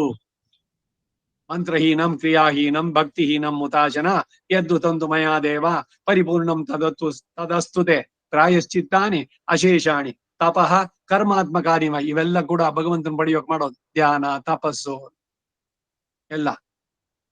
ಎಲ್ಲದಕ್ಕಿಂತ ಏನು ಅಂದ್ರೆ, ಇವೆಲ್ಲದಕ್ಕಿಂತ ಶ್ರೀಕೃಷ್ಣ ಸ್ಮರಣಂ ಪರಂ ಅಂತಂದ್ರು. ಅಲ್ಲಿ ಶ್ರೀಕೃಷ್ಣಾಯ ನಮಃ 8 ಸಲ ಹೇಳುವಂತದ್ದು ಕೃಷ್ಣನ ನಾಮ ಸಂಕೀರ್ತನೆ. ಅದು ತ್ಯಾಗದಿಂದ ಕೂಡಲೇ ಪರಮ ಶಾಂತಿಯಲು ನನಗಾಗಿ ಎಲ್ಲವನ್ನು ತ್ಯಾಗ ಮಾಡಿ, ಭಗವಂತನಿಗಾಗಿ ಎಲ್ಲವನ್ನು ಫಲದಲ್ಲಿ ತ್ಯಾಗ, ಎಲ್ಲವನ್ನು ಭಗವಂತನಿಗಾಗಿ ಮಾಡೋದು. ಪುಣ್ಯದ ಫಲವನ್ನ ಬಯಸಿ ಅಲ್ಲ, ಇಲ್ಲ ಹೆಸರು ಕೀರ್ತಿ ಅಂತಸ್ತು ಇವು ಸಿಗಲಿ ಅಂತಲ್ಲ. ಸಹಜವಾಗಿ ಏನು ಬಂದಿದೆಯೋ ನಮ್ಮ ಕರ್ಮದ ಪ್ರಕಾರ ನಮ್ಮ ಕಾರ್ಯಕ್ಷೇತ್ರ ಮಾಡೋದೆಲ್ಲ ಭಗವಂತನಿಗಾಗಿ. ಆ ರೀತಿ ನಡೆಸಿದ್ದೆ ಆದ್ರೆ ನನ್ನನ್ನು ಪಡಿತೀರಿ, ಮನಸ್ಸಿಗೆ ಶಾಂತಿ. ಅದಕ್ಕಾಗೇನೆ ಅನೇಕ ಬಾರಿ ರಿಪೀಟ್ ಮಾಡಿದ್ದೆ ಇದು. ಸಯೇವ ಸರ್ವಶಾಸ್ತ್ರಜ್ಞ ಯಸ್ಯ ಶಾಂತ ಮನಸ್ಸದ. ಯಾರ ಮನಸ್ಸು ಯಾವಾಗ್ಲೂ ಶಾಂತವಾಗಿರುತ್ತೋ ಅವನು ನಿಜವಾಗ್ಲೂ ಶಾಸ್ತ್ರಜ್ಞ ಅಂತ. ಯಾಕಂದ್ರೆ ಎಲ್ಲ ಶಾಸ್ತ್ರಗಳು ಹೇಳೋ ಉದ್ದೇಶ ಮನಸ್ಸನ್ನು ಹೇಗೆ ಕಾಮ ಇಟ್ಕೊಳ್ಳಿ, ಮನಸ್ಸಿಗೆ ಕೊಡುವಂತದ್ದು ಪ್ರಾಶಸ್ತ್ಯ. ಶರೀರ ಆಟೋಮೆಟಿಕ್ ಆಗಿ ಬರುತ್ತೆ. ನಿಮ್ ಮನಸ್ಸು ಚೆನ್ನಾಗಿದ್ರೆ ಶರೀರವು ಚೆನ್ನಾಗಿರುತ್ತೆ. ಅದಕ್ಕಾಗಿ ಸಯೇವ ಸರ್ವಶಾಸ್ತ್ರಜ್ಞ ಯಸ್ಯ ಶಾಂತ ಮನಸ್ಸದು, ಯಾವುದಕ್ಕೂ ಪರ್ಟರ್ಬ್ ಆಗ್ಬಾರ್ದು. ಏನ್ ಬರುತ್ತೋ ಎಲ್ಲ ಭಗವಂತ ಇದ್ದಾನೆ, ಬಂದದ್ದೆಲ್ಲ ಬರಲಿ, ಗೋವಿಂದನ ದಯೆ ಒಂದಿದ್ರೆ ಸಾಕು.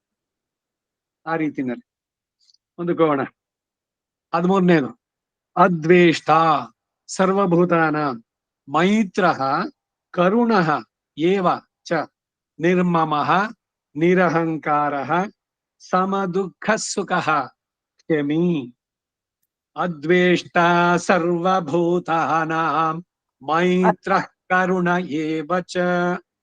ಅದ್ವೇಷ್ಟ ಸರ್ವಭೂತಾನಾಂ ಮೈತ್ರಃ ಕರುಣ ಏವ ಚ. ಅದ್ವೇಷ್ಟಾ ಸರ್ವಭೂತಾನಾಂ ಮೈತ್ರಃ ಕರುಣ ಏವ ಚ. ನಿರ್ಮಮೋ ನಿರಹಂಕಾರಃ ಸಮದುಃಖ ಸುಖಃ ಕ್ಷಮಿ ಸುಖಃ. ಪೂರ್ವರೂಪ ಸಂಧಿ ಇದು. ಅಲ್ಲೊಂದು ಕಾಮ ಹಾಕೊಳ್ಳಿ, ಸುಖ ಆದ್ಮೇಲೆ ಸುಖ ಕ್ಷಮಿ ಹೇಳ್ಬಿಡಿ, ವ್ಯಾಕರಣ ದೋಷ ಆಗತ್ತೆ. ಪೂರ್ವರೂಪ ಸಂಧಿ ಸಮದುಃಖ ಸುಖಃ ಕ್ಷಮಿ. ಆ ಸ್ತೋತ್ರ ರತ್ನ ಹೇಳೋದಾದ್ರೆ ಅಮರ್ಯಾದ ಕ್ಷುದ್ರಶ್ಚಲಮತಿರಸೂಯ ಹೇಳ್ಬಾರ್ದು. ಅಮರ್ಯಾದ ಕ್ಷುದ್ರಶ್ಚಲಮತಿರಸೂಯ ಪ್ರಸಬಹುಭೂ. ವಿಸರ್ಗ ಮೊದಲಿನ ರೂಪ ಹೇಗಿದೆಯೋ ಹಾಗೆ ಇರುತ್ತೆ, ಸಂಧಿ ಆದ್ರೂ ಕೂಡ ಅದು ಅಲ್ಲಿ ನಡೆಸ್ಬೇಕಾದ. ಇದು ವೇದಕ್ಕೂ ಅನ್ವಯ. ತಾತಃ ಕ್ಷತ್ರಂ ಬ್ರಹ್ಮಣಃ ಕ್ಷತ್ರಂ ನಿರ್ಮಿತಂ. ಶಕಾರದ ಹಿಂಭಾಗದ ವಿಸರ್ಗ ಅದನ್ನ ಪೂರ್ಣವಾಗಿ ಉಚ್ಚರಿಸಬೇಕು. ಅದು ವ್ಯಾಕರಣದ ರೂಲು, ಅದಿಲ್ಲೂ ಕೂಡ ಅನ್ವಯ. ಅದರಿಂದ ನಿರ್ಮಮೋ ನಿರಹಂಕಾರ ಸಮದುಃಖ ಸುಖಃ ಕ್ಷಮಿ. ನಿರ್ಮಮೋ ನಿರಹಂಕಾರಃ ಸಮದುಃಖ ಸುಖಃ ಕ್ಷಮಿ. ನಿರ್ಮಮೋ ನಿರಹಂಕಾರಃ ಸಮದುಃಖ ಸುಖಃ ಕ್ಷಮಿ. ಈ ರೀತಿ ಶಾಂತಿಯನ್ನು ಪಡೆದವನು ಎಲ್ಲಾ ಪ್ರಾಣಿಗಳಲ್ಲಿಯೂ ದ್ವೇಷ ಭಾವ ಇಲ್ಲದವನು. ಅದ್ವೇಷ್ಟ ಸರ್ವಭೂತಾನ, ಯಾವ ಚೇತನರಲ್ಲೂ, ಭೂತ ಅಂದ್ರೆ ಇಲ್ಲಿ ದೆವ್ವ ಭೂತ ಅಲ್ಲ, ಎಲ್ಲ all living creatures including man. ಯಾರಲ್ಲೂ ದ್ವೇಷ ಬೇಡ, ಎಲ್ಲ ಪ್ರಾಣಿಗಳಲ್ಲೂ ದ್ವೇಷ ಭಾವ ಇಲ್ಲದವನು. ಸ್ವಾರ್ಥವಿಲ್ಲದ ಎಲ್ಲರ ಪ್ರೇಮಿ ಮತ್ತು ನಿಸ್ವಾರ್ಥ ದಯಾಪರನು. ಜೊತೆಗೆ ಮಮಕಾರ ಇಲ್ಲದವನು. ಆ ನಾನು ನಂದು ಆ ಈಗೋ ಇದೆಲ್ಲ ಕಿಲ್ ದಟ್ ಈಗೋ, ಒಂಚೂರು ಉಳಿಬಾರದು. ನೀರ್ ನುಮದ ಎಣ್ಣಿವೈ ಬೇರ್ ಮುದಲ್ ಮಾಯ್ಚಿ, ಬೇರ್ ಸಮೇತ ಕಿತ್ತಾಕಿ. ನಾನು ನನ್ನದು, ಈ ನಾನು ಅನ್ನೋದು ಅಹಂಕಾರ, ನನ್ನದು ಮಮಕಾರ.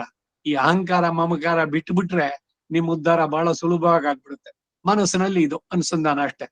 ಅದರಿಂದ ಮಮಕಾರ ಇಲ್ಲದವನು, ಅದು ನನಗೆ, ಇದು ನನಗಾಗಿ, ಅದು ನಂದು, ಎಲ್ಲಾ ನಿಂದೆ. ಈ ಆತ್ಮವು ನಿಂದೆ, ನಂದು ಅನ್ನೋದೇನಿಲ್ಲ. ಅಹಂ ನಾರಾಯಣಾಯ ಭವೇಯಂ, ನಾನು ನನ್ನವನಲ್ಲ. ಅದಕ್ಕೆ ಈ ಅನುಸಂಧಾನ ಅಷ್ಟಾಕ್ಷರಿ. ಮಮಕಾರ ಇಲ್ಲದವನು, ಅಹಂಕಾರ ಇಲ್ಲದವನು, ಸುಖ ದುಃಖಾದಿಗಳಲ್ಲಿ ಸಮಾನವಾಗಿರುವಂತವನು ಮತ್ತು ಕ್ಷಮಾಶೀಲನಾಗಿದ್ದಾನೋ. ಯಾರಲ್ಲೂ ದೋಷ ಹುಡ್ಕೋದು ಬೇಡ. ಯಾರು ಪರ್ಫೆಕ್ಟ್ ಅಲ್ಲ. Nobody is perfect. ನಹಿ ಸರ್ವಂ ಸರ್ವಜಾನಾತಿ ಅಂತ ಸಂಸ್ಕೃತದಲ್ಲಿ. ಎಲ್ಲವನ್ನು ಎಲ್ಲರೂ ತಿಳಿಯೋದಿಲ್ಲ, ತಿಳಿಯೋಕ್ ಆಗೋಲ್ಲ. ಎಲ್ಲವನ್ನು ತಿಳಿದವನು ಅಂದ್ರೆ ಅವನೊಬ್ಬನೇ, ಅವನೇ ನಂಬಿ ಪೂರ್ಣ. ಪೂರ್ಣತೆಯ ಕಡೆಗೆ ಹೋಗೋದು ನಮ್ಮ ಗುರಿ ಆಗ್ಬೇಕು. ಪರಿಪೂರ್ಣ ಅಂದ್ರೆ ಅವನು ಭಗವಂತ ಒಬ್ಬನೇ, ಇನ್ಯಾರು ಅಲ್ಲ. ಶ್ರೀಯಪ್ಪತಿಯಾದ ನಾರಾಯಣನನ್ನು ಬಿಟ್ಟು ಮಿಕ್ಕವರೆಲ್ಲರೂ ಅಪೂರ್ಣರೇ. ಶಿವ, ರುದ್ರ, ಇಂದ್ರ ಪ್ರತಿ ಒಬ್ರು ತಗೊಳ್ಳಿ, ಅವರುಗಳೆಲ್ಲ ಎಡವಿದ್ದು ಎಲ್ಲೆಲ್ಲಿ ಅನ್ನೋದು ಕೂಡ ಕಥೆಗಳಲ್ಲೇ ಬರುತ್ತೆ. ಅವರೆಲ್ಲ ಹೇಳಿದ ತಕ್ಷಣ ಅವ್ರನ್ನ ನಿಂದಿಸ್ತಾ ಇಲ್ಲ ನಾನು. ಯಾರು ಪೂರ್ಣರಲ್ಲ, ಅಂತವ್ರಿಗೆ ಆಗ್ಲಿಲ್ಲ. ಇನ್ನು ನಾವು ಪೂರ್ಣರಾ? ನಾವು ಪರ್ಫೆಕ್ಟಾ?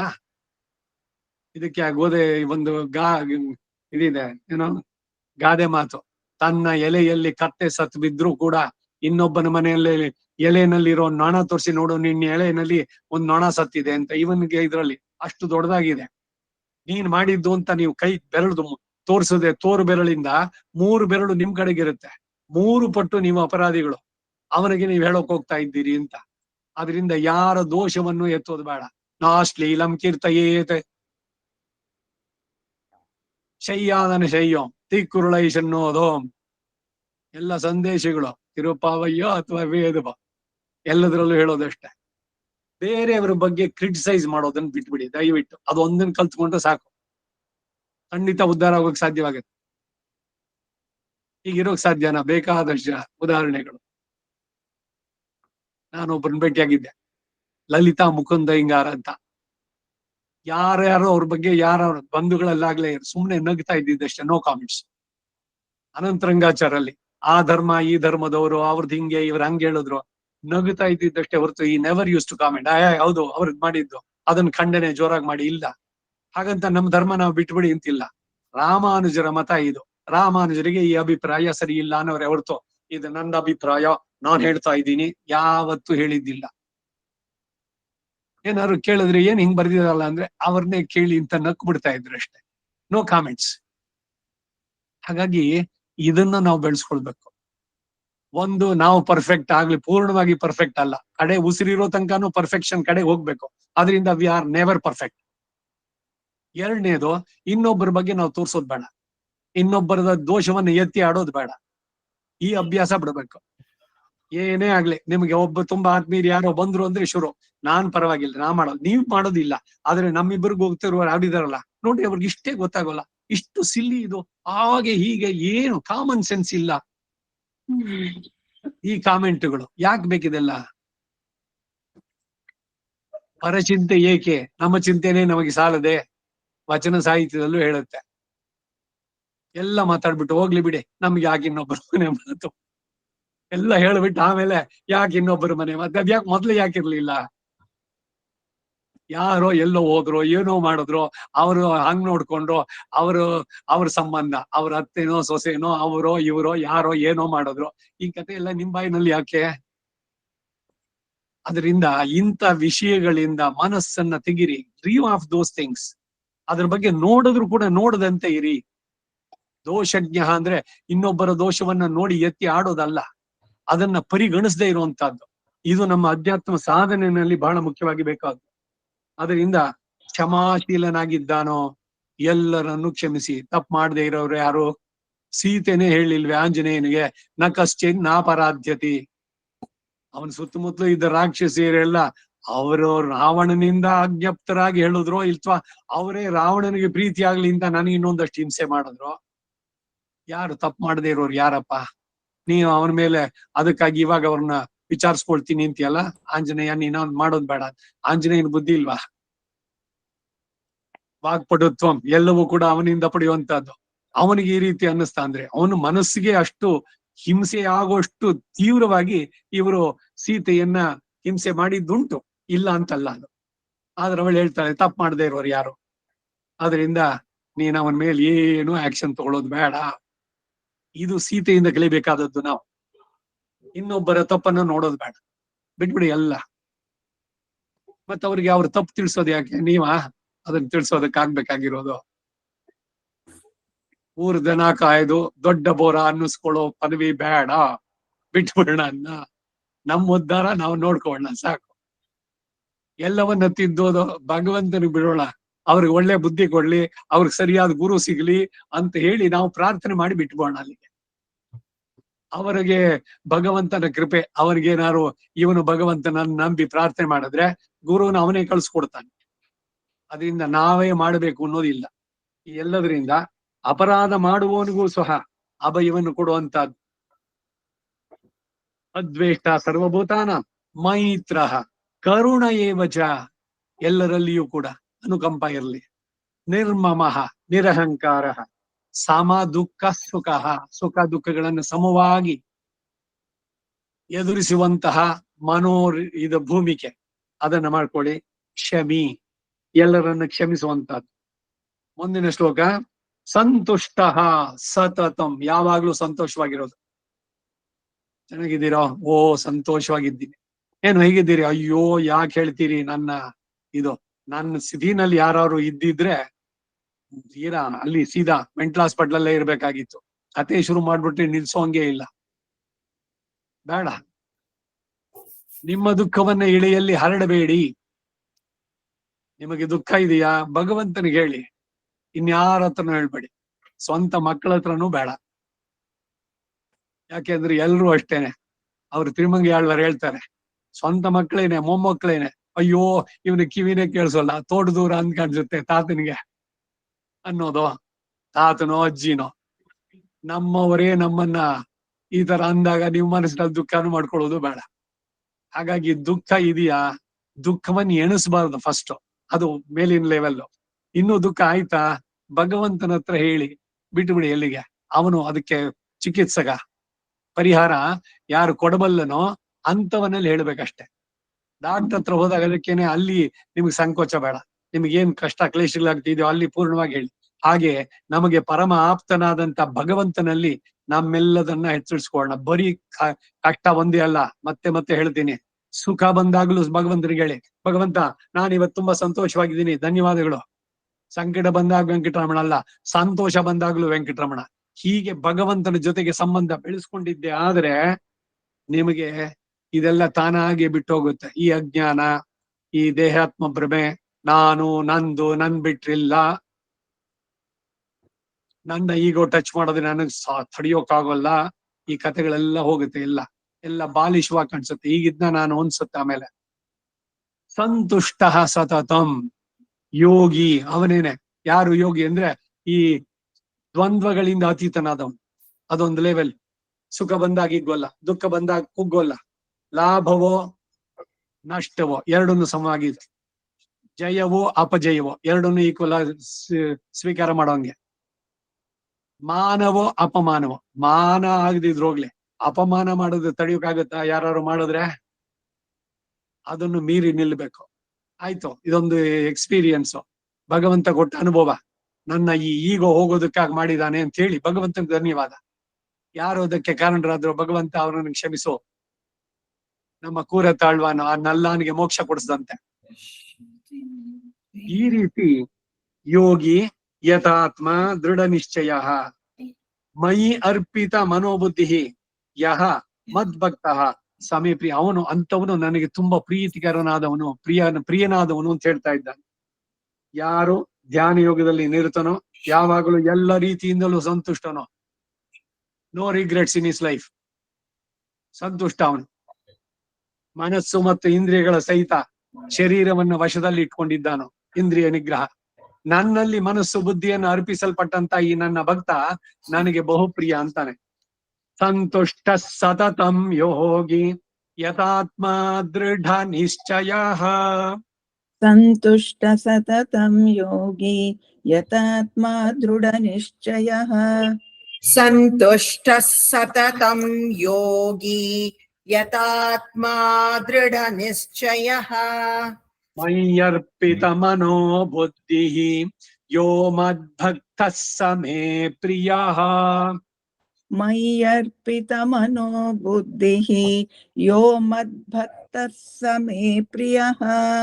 ಮಯ್ಯರ್ಪಿತ ಮನೋ ಬುದ್ಧಿ ಯೋ ಮದ್ಭಕ್ತ ಸಮೇ ಪ್ರಿಯ.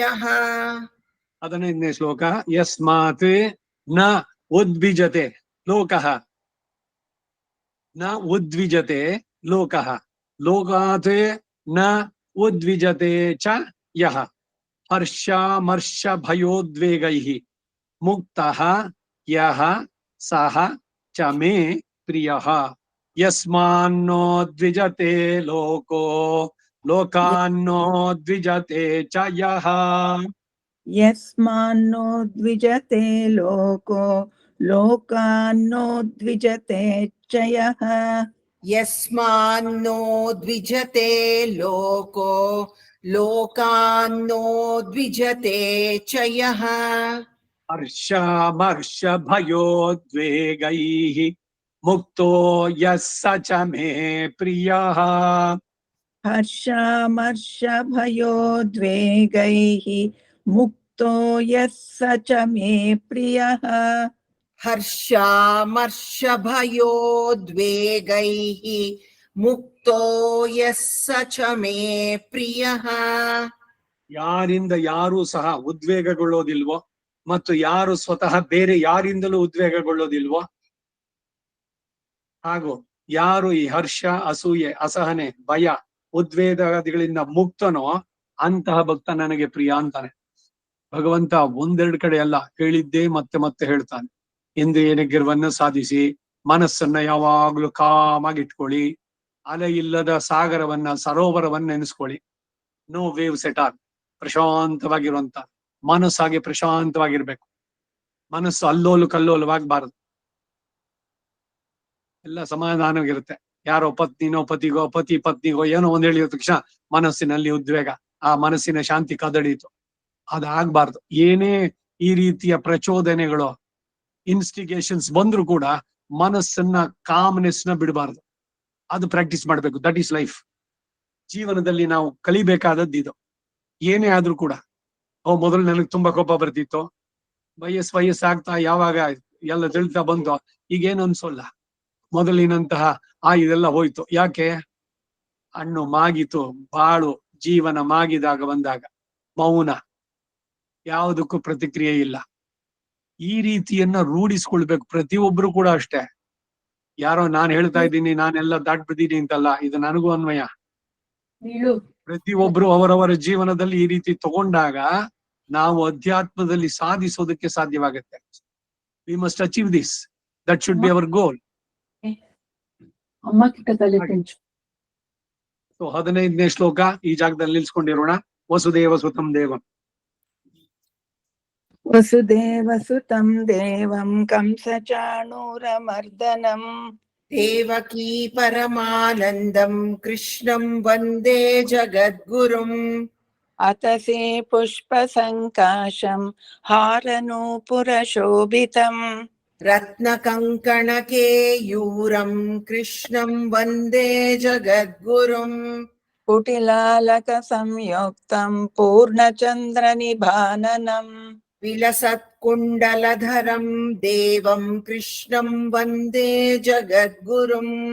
ಮಂದಾರ ಗಂಧ ಸಂಯುಕ್ತಂ ಚಾರುಹಾಸಂ ಚತುರ್ಭುಜಂ ಬರ್ಹಿ ಪಿಂಚಾವಚೂಡಾಂಗಂ ಕೃಷ್ಣಂ ವಂದೇ ಜಗದ್ಗುರುಂ.